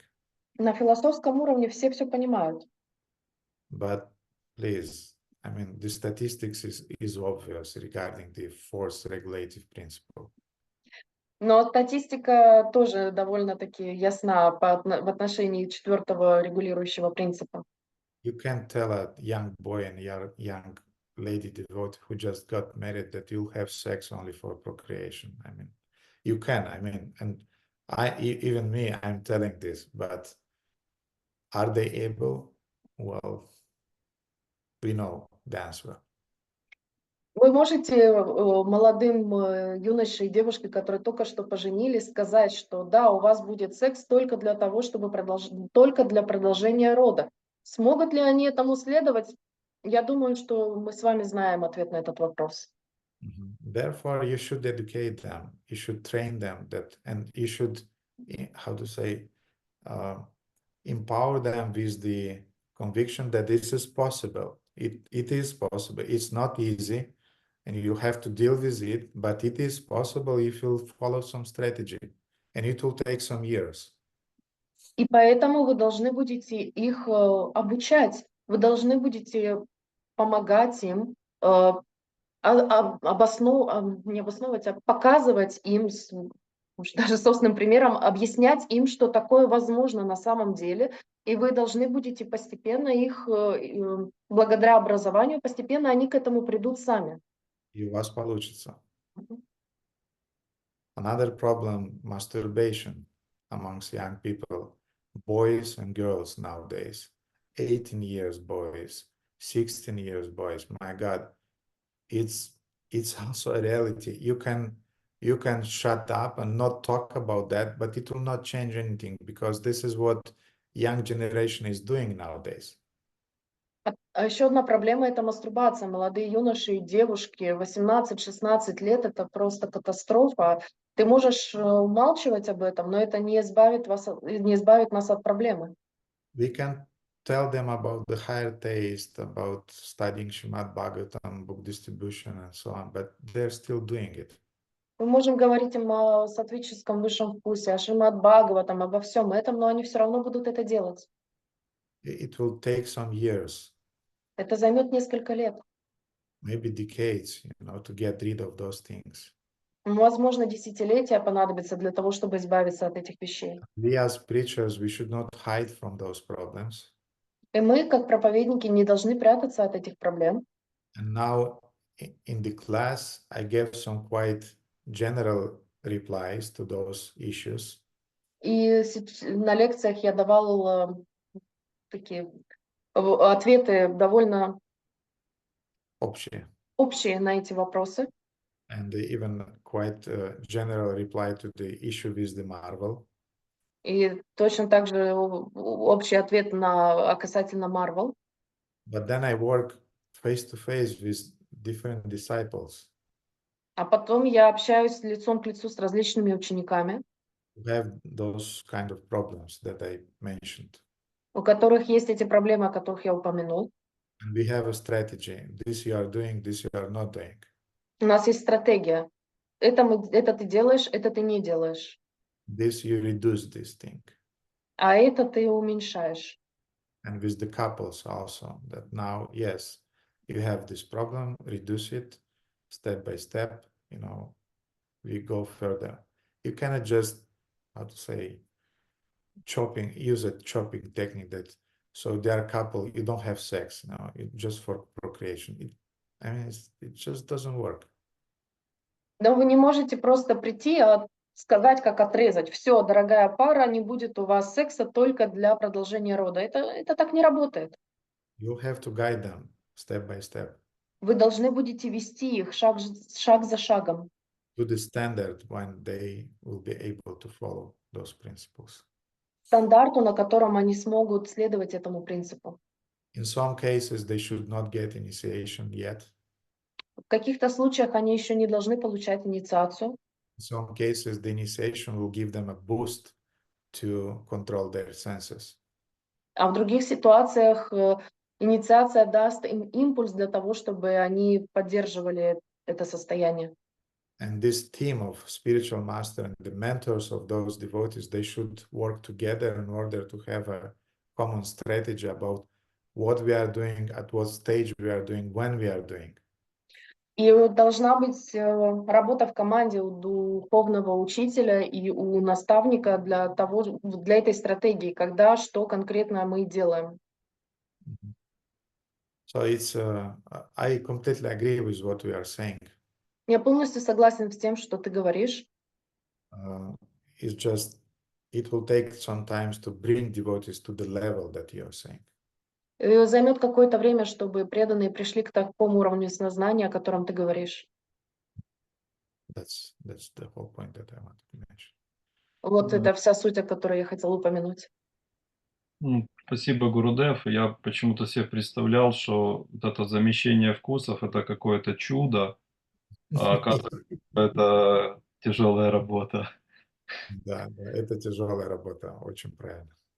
He was imagining that it is a miracle treatment, the replacement with Sattva Guna, the Tamas Guna, but it's really hard work. We sometimes are thinking that the spiritual master will make a miracle just by giving me the name at the time of initiation. Нам кажется, что духовный учитель произведет чудо, когда он даст нам имя во время инициации. If the spiritual master is giving you the name at the time of initiation, Если духовный учитель дает вам имя во время духовной инициации, he doesn't offer you a program of your personal transformation. Он не предлагает вам программу вашей персональной трансформации. Если он при этом не предлагает вам программу вашей личной трансформации, then he is falling into the category which Gaur Govinda Maharaj is calling mantra ear blowing guru. Тогда он входит Горе, под... который Говинда Махарадж описывал как гуру, который задувает вам в ухо мантру и уезжает. Не в этом функция гуру. Функция гуру в том, чтобы дать инициацию и в том, чтобы дать тебе программу. Вот как мы с тобой начнем пошагово вводить изменения в твою жизнь и начнем твою трансформацию. На самом деле трансформацию. This is the role of the guru. The role of the guru is to give you initiation and to take the responsibility that this is the program of your internal reformation, transformation. And some disciples are afraid of those relationships. They don't want them. They want them just to receive the beads in the name and that's it. Gurudev, nothing more. You did your job. И некоторые преданные боятся этих взаимоотношений, они хотят просто получить малу и имя, и все, на этом все. Гурудев, спасибо. And some there will be sincere disciples who are saying, Gurudev, thank you for the mantra, thank you for the weapons, but now teach me to use those weapons. А есть искренние ученики, которые скажут спасибо, Гурудев, за инструменты, спасибо за мантру, за образование, а теперь, пожалуйста, покажи мне, как использовать эти. And the process of initiation means not just to give the instruments, but to teach them how to use those instruments in a wise way, in a way that you will not kill yourself. А процесс инициации означает не только дать инструменты, но и показать, как ими пользоваться, для того, чтобы вы себя не убили этими инструментами. So it's not a miracle. Это не чудо. But we have many issues in ISKCON that we perceive just as a miracle. Но у нас есть много проблем в ISKCON, которые мы воспринимаем как частью какого-то чуда. We go on the streets, Мы идем на улице, dressed like bums, одеты как... бомжи. А, We scream something that we call kirtan, мы кричим что-то, что мы называем киртаном, using some national melodies. используя какие-то национальные мелодии. One sock is red, another is blue. Один носок синий, другой красный. And without any musical abilities. У нас нет никаких музыкальных наклонностей. And by the miracle, we think that people will become Krishna conscious as a result of such kind of screaming on the streets. И мы думаем, что по какому-то причине, благодаря какому-то чуду, люди станут преданными после такого выступления на публике. We give some rotten food that we are saying, this is the highest taste, this is prasadam, this is, you know, this Indian spicy food will transform your life. Мы даем какую-то испорченную еду, и мы говорим, что это высший вкус, это духовная пища, которая трансформирует всю твою жизнь. And we are distributing that food in the iron plates during the Sunday feast, iron plates and cups that have some ржавчина, как ее сказать, Боже, что мы, some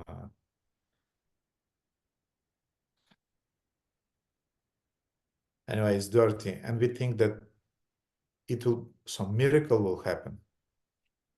И мы на воскресных программах раздаем просадом в железных тарелках и кружках, покрытых ржавчиной. И мы думаем, что это выгорит, что дело выгорит. We are completely uneducated, Мы and не we are trying to imitate Srila Prabhupada or others by smashing the Darwin during the classes. Мы совершенно не образованы, мы стараемся победить, сразиться с Дарвином на своих воскресных программах. We are smashing ladies, you know, because they are untouchable. Мы сражаемся с женщинами, потому что они неприкасаемые. We are doing some different, very gross, stupid statements during the public classes, attacking other religions also. Мы делаем какие-то странные, грубые заявления, атакуя различные религии и другие во время своих лекций. We think that by miracle, because of such tamasic presentations, people will become devotees. И потом мы думаем, что благодаря какому-то чуду после таких презентаций люди станут преданными. In the same way, we think that just by initiation, some miracle will happen and people will not watch movies anymore, will not be addicted to pornography anymore. They'll not have problems with masturbations and with the drugs. I mean, we have a lot of miracle ideas in our heads, but they're not coincident with the reality. И мы все надеемся, что благодаря какому-то чуду люди перестанут смотреть Марвел, перестанут принимать наркотики, перестанут мастурбировать, перестанут смотреть порнофильмы, но это... Просто получив инициацию, произойдет чудо. And our senior devotees, they are not preaching that you have to work and you have to, let's have a strategy that will help you. Our senior devotees say you should get initiation and then these problems will disappear. Но наши старшие преданные, они не учат тому, что это тяжелая работа, надо подготовиться, надо разработать стратегию, благодаря которой ты трансформируешься. Нет, надо получить инициацию, и все твои проблемы решатся. And then after initiation, devotees still remain with those problems. И после инициации преданный все равно остается с этими проблемами. If they are telling to senior devotees that seems to be initiation doesn't work, Они говорят старшим преданным, похоже, инициация не сработала. and the seniors are saying you're a demon, therefore it doesn't work. А старшие преданные говорят, да ты демон, и поэтому и не работает. This is what's happening in ISKCON now, because we have this miracle perceptions about many issues. И вот что сейчас происходит в ИСККОНе, потому что у нас есть это восприятие чудес, которые помогут, в кавычках, но этого не происходит. Divyam Gyanam Yato Dadyat Kuryat Papasa Sanksham. Initiation means applying spiritual knowledge. Инициация означает применять духовное знание. Guru is teaching you how to apply this knowledge step by step. И гуру учит тебя, как применять это знание шаг за шагом. This is initiation, not just blowing the mantra in the ear, giving the beads, giving the name, and be happy, good luck. Вот это является настоящей инициацией, а не когда тебе дунули мантру в ухо и дали тебе малу и сказали все, до свидания. I can tell about more miracles, but I think, Victor, you got the idea. Я вам про много чудес могу рассказать, но я думаю, что, Виктор, ты понял идею. Okay, dear devotees, I think it's time to finish. Хорошо, дорогие преданные, я думаю, что пора заканчивать. I'll show you to the deities, not deities to you. Я покажу вас божествам, а не вам покажу божества.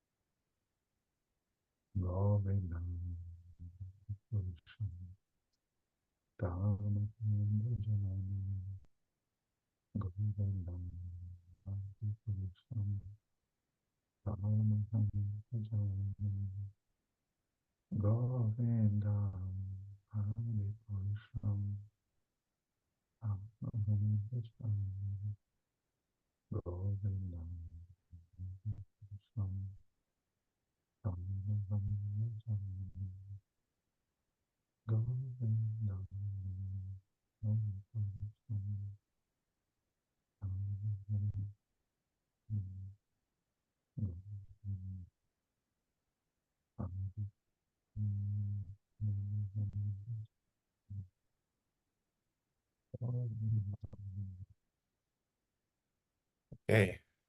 Hare Krishna, dear devotees. Thank you so much. Дорогие